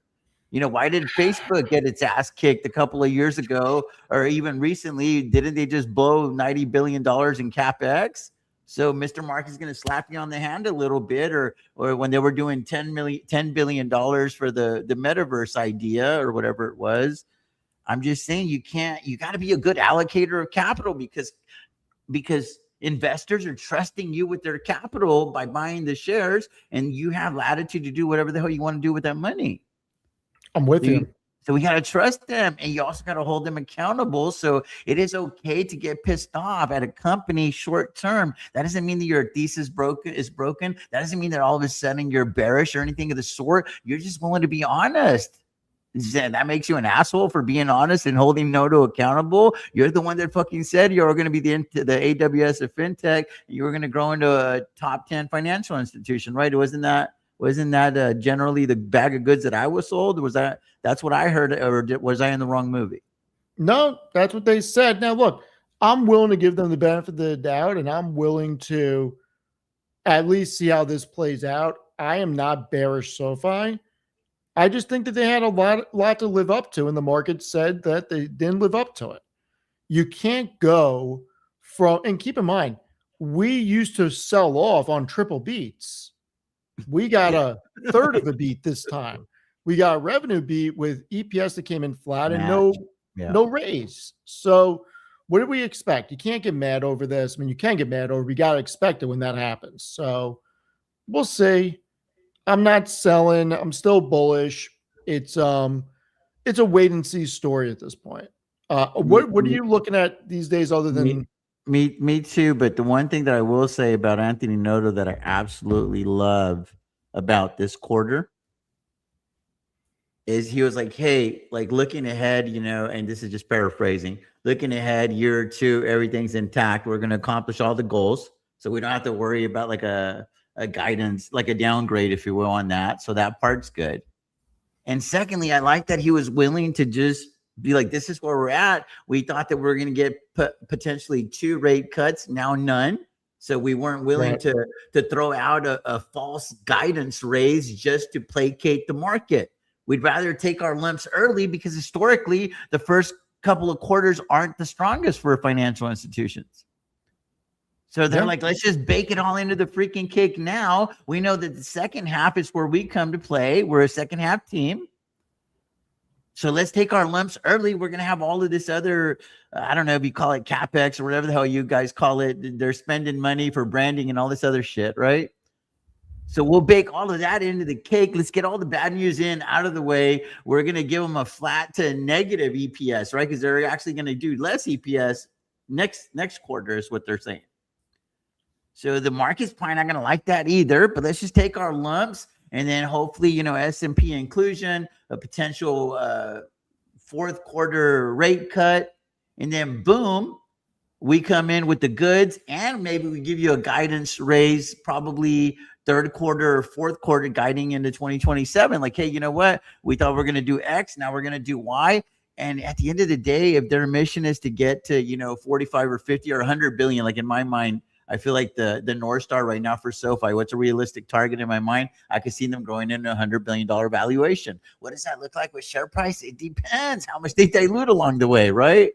Like it's not cookie cutter. It's not cookie cutter. You can't just say, whoa, they're at 20 billion now or whatever the market cap is. They're going to grow to 100, they're going to be 100 billion. They're going to grow 5 times. It's going to be a 5X from here. That's not necessarily true if they dilute you along the way. It's very true. So what else are we looking at, TJ? I haven't talked to you in a while. You anything new on your radar? Yeah, well, I just man, I've gotten my ass kicked, Steve. I made some really, really bad decisions. The biggest bad decision that I made, but it's the one that I'm most bullish on, and is BM&R. We had 100. Let's not even go down that rabbit hole tonight. I don't have enough time for that. Just real quick, if you can indulge me for 30 seconds. I heard Amit did a bit of a rant on Tom Lee. I've not seen it. I haven't heard it. I haven't talked to him about it. So I have no idea. I just so forget about BM&R for a second. I do think that the world is transitioning to the Ethereum blockchain, and by default, I think that BM&R will be a recipient of that. But it's not going to happen. It's like everybody wants it now, dude. It's like it's a microwave society. It's a microwave stock market. Dude, most of my biggest wins come from behind. They're come from behind. The cool thing about SoFi is we're not behind. I've sold so much premium on this thing, guys. Don't feel sorry for us. I've sold so much premium on this thing. A lot of these shares are bought with other people's money. It's all good. You, me, and Amit were talking about Intel 2 years ago. And I was saying that I think we need to get bullish on Intel. And I know that I didn't. I know Amit didn't. I think he said you bought Intel. Yeah, I bought a lot of shares and I paper handed it. So that's on me. Yeah, I did. I said exactly what would happen. We need a winner. And I think the government will be behind this thing, bro. Like the one prediction I get right. And I didn't write up the freaking gravy train, dude. Why do you got to bring that up, Steve? Because I'm looking at it. And I'm kicking myself in the ass right now because I knew better. I knew Intel wasn't going under. I knew it was a steal at 18. Facts. And I wasn't confident enough to exit positions to go into it. And now it's saying a 98.77 after hours. It's fucking awesome. That's awesome, man. Yeah, that's the thing about me, dude, is I'm just not a hater. God's put a lot of love in my heart, so I want people to win. Oh, It's I a lot want more. everybody to win. I It's just want to win a with lot more everybody. fun when you know a bunch of winners because you don't have to pick up the dinner towel all the time. Listen, I want everybody to win. It's just I should have known better, and I have a very big problem with being able to call winners, Yeah, but not actually moving in. It happened with DocuSign. It happened with yeah. Elf. It can happen with a lot of obscure stuff, and it's one of those things. I mean, I got one for you. I owned a lot of AMD, and I sold it at $3.67. We own 3,000 shares of AMD, and I sold them at one. I gotta look because this is when we weren't even on the Robinhood platform. We're on the Webull platform. So I'll see if I still have the login, but it was below 150. And I did well. Like it was one of the first 6-figure wins, dude. So I was like, I couldn't find enough. I couldn't find enough hands to pat myself in the back.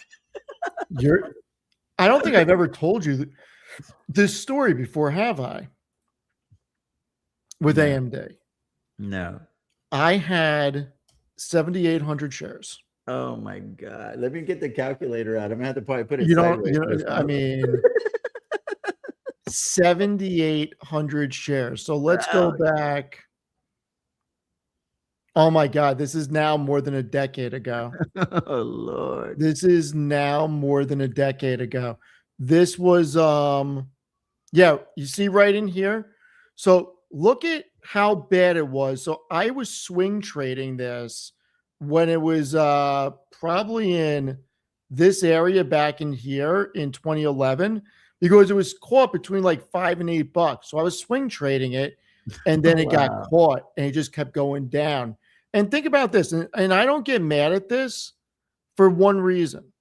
It went down and it just stayed down in this area for so long, and it went under $2 for a while. And I just said, I just want my money back. It finally pumped and I sold, and it never came back down, and it just kept going and going and going. Now, would I have ever held it this long? Absolutely not. But it's just one of those things that sometimes, hindsight is annoying. So I got a Palantir story for you. I was sitting with my brothers-in-law and my father-in-law, and we were like, "That's my brother-in-law Zeke, dude. He's the asshole that does the math, right?" And he was like, "Well, how much would we have if we would have just full ported Palantir? So collectively between all of us, we'd have about $1 billion if we would have full ported Palantir when it was in like the $7-8 range." And the reason I'm bringing it up is because it's a conversation that we all had like collectively. We're like, dude, this is a can't miss. Like, let's just screw everything, like SoFi included, and let's go over here. And it was because of the money that they had in the bank. We like businesses that can't go out of business mathematically for a long while, and Palantir was that company. Like right when they were barely trying to get profitable, you know the deal. It was like 3-4 years ago, whatever it was. And dude, I mean, I rocked with Palantir since the DPO. Sold the shares at like 133 was the last batch that I sold. Didn't do anything with them. They went to 220, came back down, sold some puts, made some money. And since then, we've made a couple $1 million just strangling Palantir, like selling the put here and the call over there, and let Palantir do its thing. The Bulls and the Bears can fight. I'm just playing the range game, and I found a sweet spot. So for everybody in the chat, can you just explain real quick what the strangle is? Yeah, it's when you simultaneously sell a cash secured put / short put. It's the same thing. It's just whether or not you're securing it with the total collateral versus using your entire portfolio. And then a short call is the same as a covered call. So you have an agreement to buy shares at a certain price and an agreement to sell shares at a certain price. So in our case, Palantir, we have an agreement to buy shares at 80, and we have an agreement to sell shares at 220. So that creates our sweet spot, right? Is between the two strikes, 80 and 220. So as long as Palantir is cruising, which it is comfortably between 80 and 220, we stand to make almost $4 million on the strangle the way that it stands right now over the next Nice. 13, 14 months. I like our chances because 70% of those monies, Steve, are tied to it being over $80. I think you're going to be okay on that one. Yeah, dude, it's been it was called my tuition trade because I went from selling everything cash secured and covered to naked. In other words, like playing bigger and using multiple positions and just going covered when I absolutely needed to. So there was tuition that I had to pay. So then I found that Palantir trade and I call it my tuition trade. It's the one that's gotten me all. Well, it hasn't gotten it all yet, but after this strangle plays out, it more than gets me all the money back that I learned on that I paid for transitioning from going covered to naked, if you will. And I'm just going to stay there. I don't want to be in this trade for the next decade at least. I believe in the story, but I'm also not comfortable owning Palantir shares. Like I learned a lot about myself going full time. This is my 6th year full time in the market. Been in the market since 1997. I can't. I don't know what's wrong with me, but I'm just like stuck on valuation. So I'm like, I can't. There's certain companies that I just can't own, but I could play that range game because if I had to own Palantir at 80, I feel a lot better about it. I don't think it's going to 80, but that's okay. I can still make money. Right. But at the same time, in the next 4 months, I don't think it'll go to 220. But if it does, well, obviously, that I could roll that out to 260, 280, and the calls expire a lot sooner than the puts, so I can roll them out and out, and that's intentional. That way, eventually, the strangle will probably look like 80 and 280 because that's how wide you probably need those goalposts. Because Palantir is a Mustang running wild. There's not a lot of fences that can hold her because she's different. Especially now, you're talking about the Golden Dome and all this other stuff that's coming into the fray, if you will. We could wake up to you could wake up to $1 billion, $2 billion, $5 billion contract overnight, and then what does that do to your multiple, Steve? You're gonna have to go and address your little Bloomberg terminal over there. I mean, Palantir is one of those companies that can quickly grow into this valuation with the right 2 or 3 deals, and that's what I love about the company. But it's also what scares me about the company. And then what if some of these businesses, or what if some of these contracts take a while to pan out? They could have an earnings miss here and there. And how does Mr. Market react to that? Right. Because it's obviously very sensitive to any little metric these days. Yeah. Look, Palantir is a great company. Is it overvalued? Maybe, but it's, my opinion, one of the best companies I've ever seen from a fundamental basis on business operations. For sure. It is a top 10 company, maybe even a top 5 company, in my opinion, on execution of the business metrics. It's just an incredible company. And I don't know that we're going to see another one like it for quite some time. So agreed. We'll see. Palantir is an amazing company. Agreed. I'm just going through our tickers because I only have 5. Do you have any interest or knowledge on strategy or any opinions on MicroStrategy? I think the strategy now is what you go by. No, I mean, I thought it was interesting when it was trading below ABNAV, but I mean, look, it's a play on Bitcoin. You either think strategy is going under or you don't. I mean, I'm not a huge crypto person. I mean, I have a little bit of Ethereum and a little bit BMNR, and I do think that Ethereum solves a problem, whereas Bitcoin doesn't, but that's a personal opinion. But no, I don't really get into it that deep. I'm more in, look, like you said, I'm a little stuck on valuations at the moment because I think that there are things that trade at such crazy numbers that it doesn't make sense. And I think there's some great companies that have just been taken to the woodshed that don't deserve it, like ServiceNow. And I don't know. I think that the market's going to have a rotation. I actually have a theory. And my theory is that an oil 108 is obviously not good, but I don't think it's staying here. I think we see oil 70 by September. Okay. If we do, I believe you'll see inflation be at a respectable level where the new Fed will be able to start cutting in September. They'll come out of Jackson Hole. They'll start cutting in September. I think we get 2 or 3 rate cuts this year. And if that happens, I think you're going to see a rotation from energy back into software and other technology companies. I can't say a rotation into mega cap hyperscalers because they're all crushing it. Right. There's no rotation play in there, but I do think you'll get rotation out of energy into more software or things that are value oriented. And I also do think that Coca-Cola showed us, Pepsi showed us these companies can put up better numbers. And I think that over the next couple of years, we're going to see those types of companies really benefit from AI and robotics. And I think there'll be margin plays. And I think that those will catch a bid. I don't think that this is going to be a market in 5 or 10 years from now where only a handful of companies are $1 trillion companies.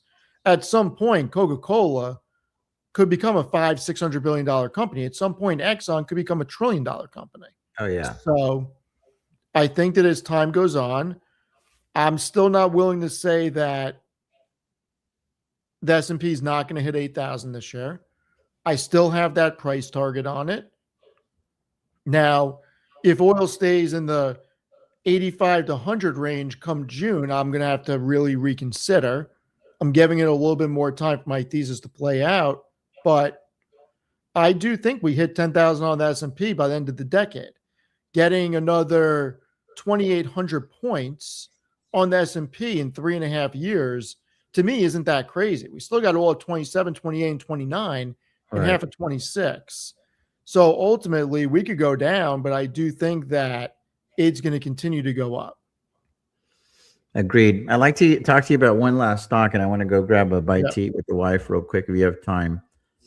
You helped me formulate this thesis, actually. It's our second largest portfolio secured put, and it's a premium cash grab. What does that mean? It's I'm selling the notional value of the collateral required to buy all these shares. We can't afford it. So this is just a premium, either works out or it doesn't. We're going to lose money or make money on the premium. We're never going to take ownership of these shares. But we have an agreement to buy 150,000 shares of Amazon at $190.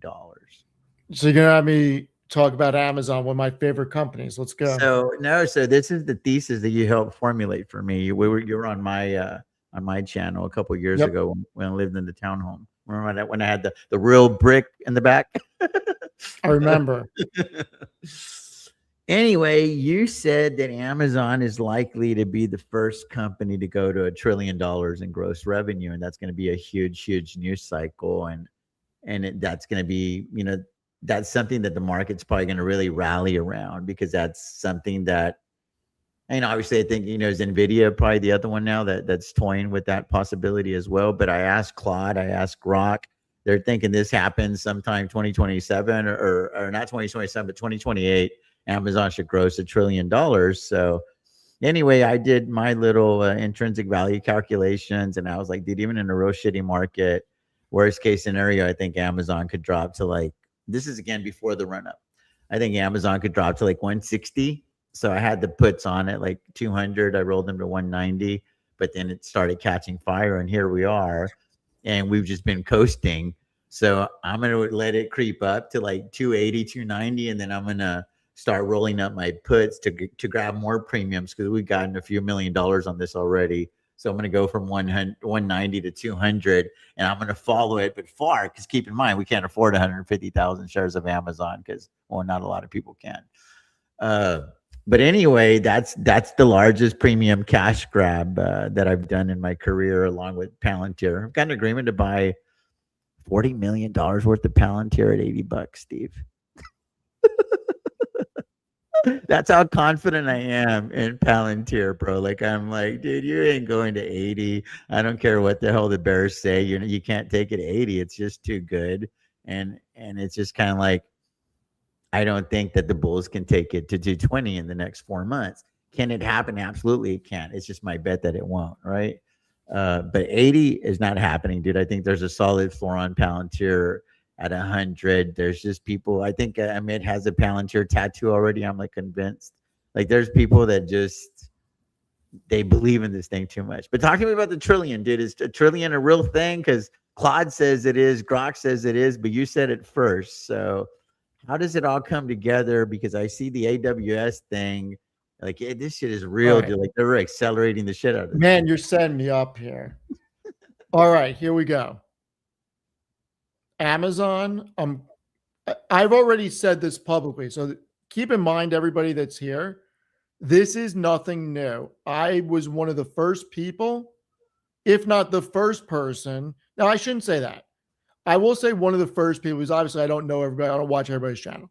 But out of our group, I was probably the first person to make this case. And I said that by the end of the decade, they will be $1 trillion revenue company. Whether it was 2029 or 2028, I wasn't sure. Yeah. Right now, their revenue in Q1, 181.5 billion, up 17% year over year. That puts them at a run rate for this year of over 800 billion, probably more like 825 to 850 this year. Do I think that they're going to hit $1 trillion? Yes, I do. I think they hit $1 trillion potentially 2028 now, not 2029. And my whole thesis was, and I have the margins in front of me. When you look at the revenue categories and the business metrics, Amazon's operating margin on the revenue this quarter was 13.1%. So my thesis was if they get to $1 trillion revenue, Right. and they increase their margin by 6%, 7%, they'll be at 18%, because the margin at that time was, I think, high single digits, low double digits. And it's simple math. If you have an 18% margin on $1 trillion revenue, that's 180 billion operating income. Right. No company has 180 billion operating income right now. NVIDIA is over a $5 trillion company.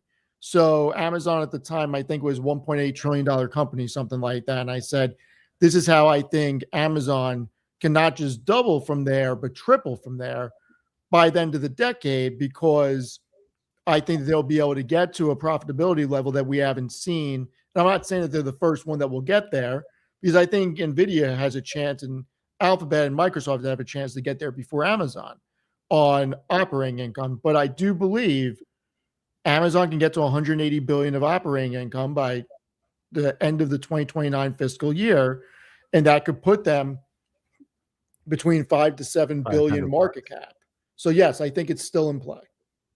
5 to 7 trillion market cap. Trillion, you know what I mean? Yeah. So what would that do? Like all things remaining equal, because I didn't even listen to the earnings calls on Amazon. So Amazon's earnings were incredible.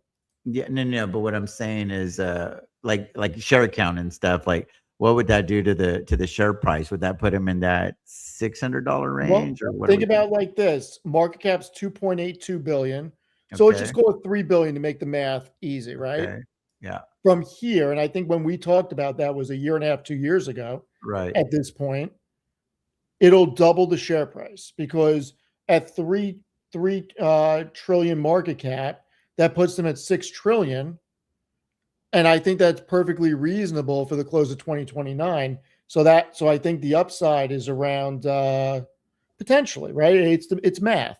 The market can do what the market wants to do, but if you just go by the math and where Apple and Microsoft trade now, and where Alphabet trades now, and where NVIDIA trades now, and you look at their profitability, if these things fall in place for Amazon, you can make the case for Amazon having a 6 trillion valuation by the close of the decade. So that's awesome. So last question, Steve, because I got to run. Of all the Mag 7s or 6s, we're going to talk about Tesla. Yeah, Spectacular 6. Yeah, the Spectacular 6. What's the best deal right now? Because in my WhatsApp group, there's a gentleman that I respect a lot named Rich. Yeah. And he says that Microsoft is turning into a generational buy. I don't like Bill Gates, so I kind of loop Microsoft into that whole thing. It's just a personal bias, but I'm trying to eliminate that from me. It's like a personality flaw that I have, if you will, that I'm aware of and I'm working on. I'm not a real big fan of Zuck's either, but I mean, Meta's a freaking pretty phenomenal company. What's the best deal out there, Steve? Because I love Amazon, but I'm just talking about metrics and like what gives you the best bang for your buck right now of the spectacular six or super Yeah, six. in my opinion, and keep in mind, just my opinion. Of course, that's all it is. Meta and Microsoft. Got it. So it is. Now, It is. NVIDIA Wow. can still run, but if we're talking long term, I got to say these two companies, and here's why. You look at the forward growth, Meta is trading at 16.7 times forward, 34% EPS growth over the next 2 years. Microsoft, 18.9 times.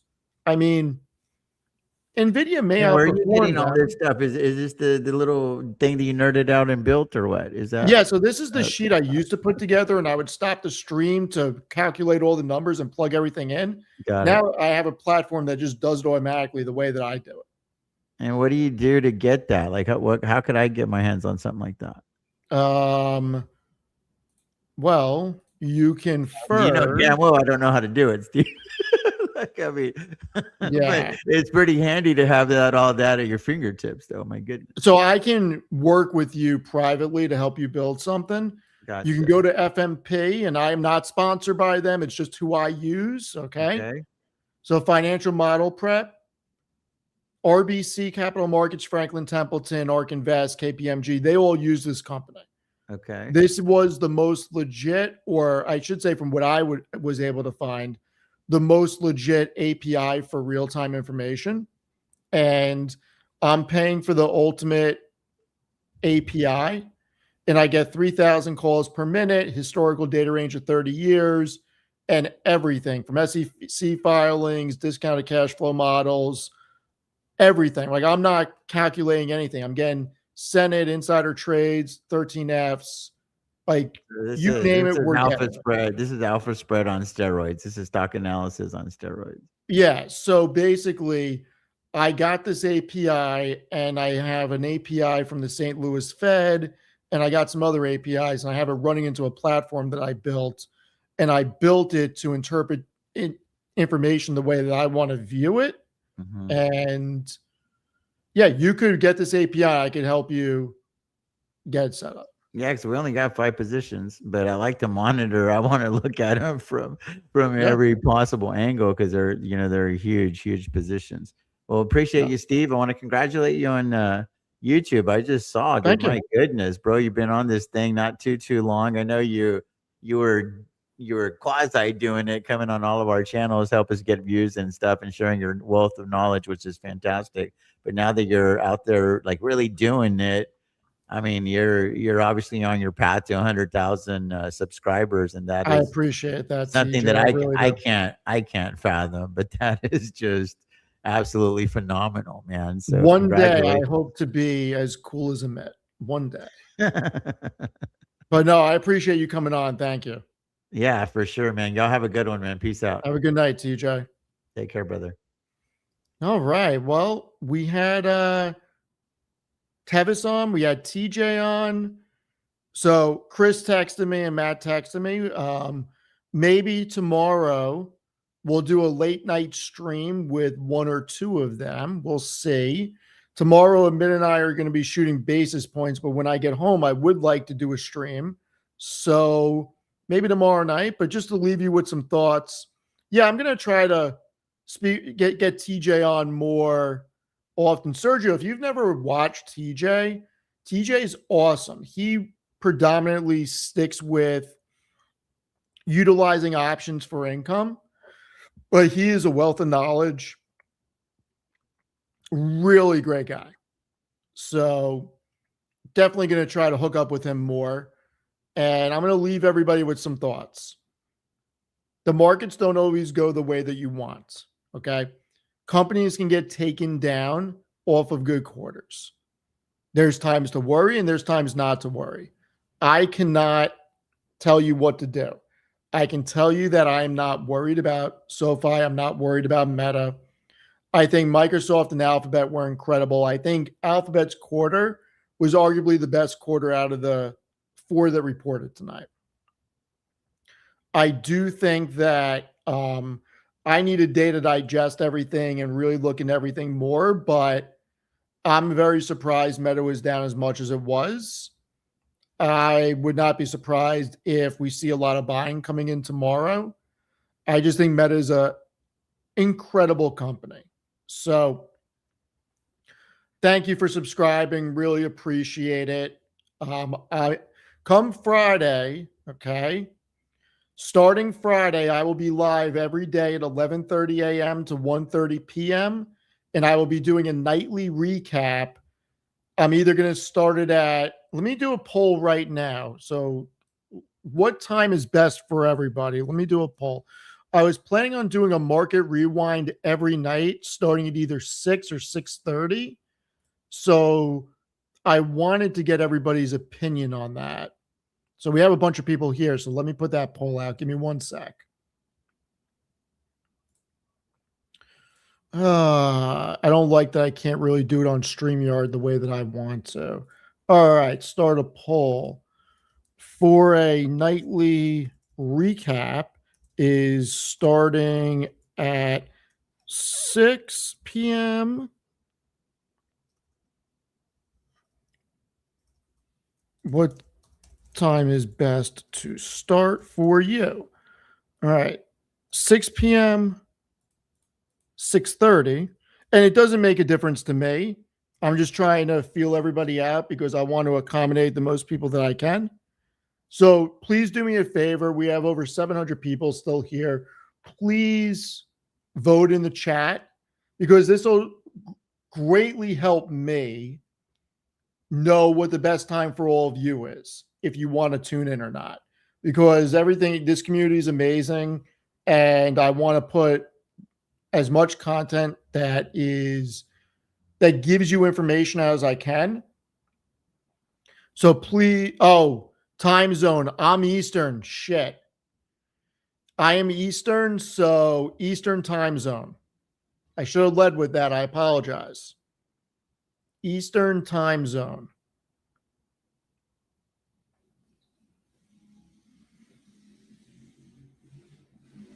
Yeah, that's true. That is maybe 7 p.m. is well, I know a lot of you know, but for those of you that haven't really watched me and you just came because you saw the thumbnail about earnings, so please vote. We have 109 votes, 723 here. Please vote. I really want to make sure that I am doing the best thing for all of you.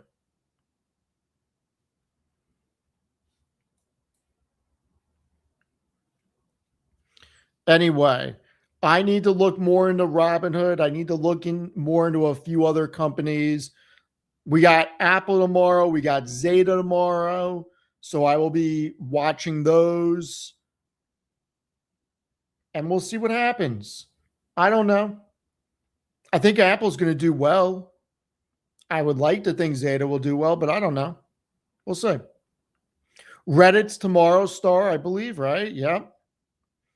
I need bricks like Amit. I hear you. I need bricks like Amit.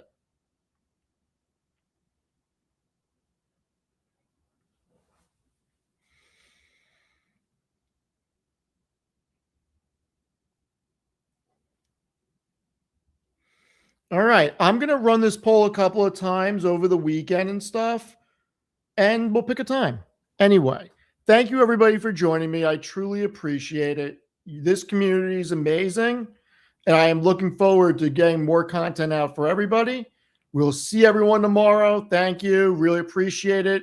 Amit and I will be shooting tomorrow night, and I believe a new episode is coming out Friday. So thank you for being here. Really appreciate it. And all of you that are going to the Chicago meetup, looking forward to seeing everybody there. Have a great night, everyone.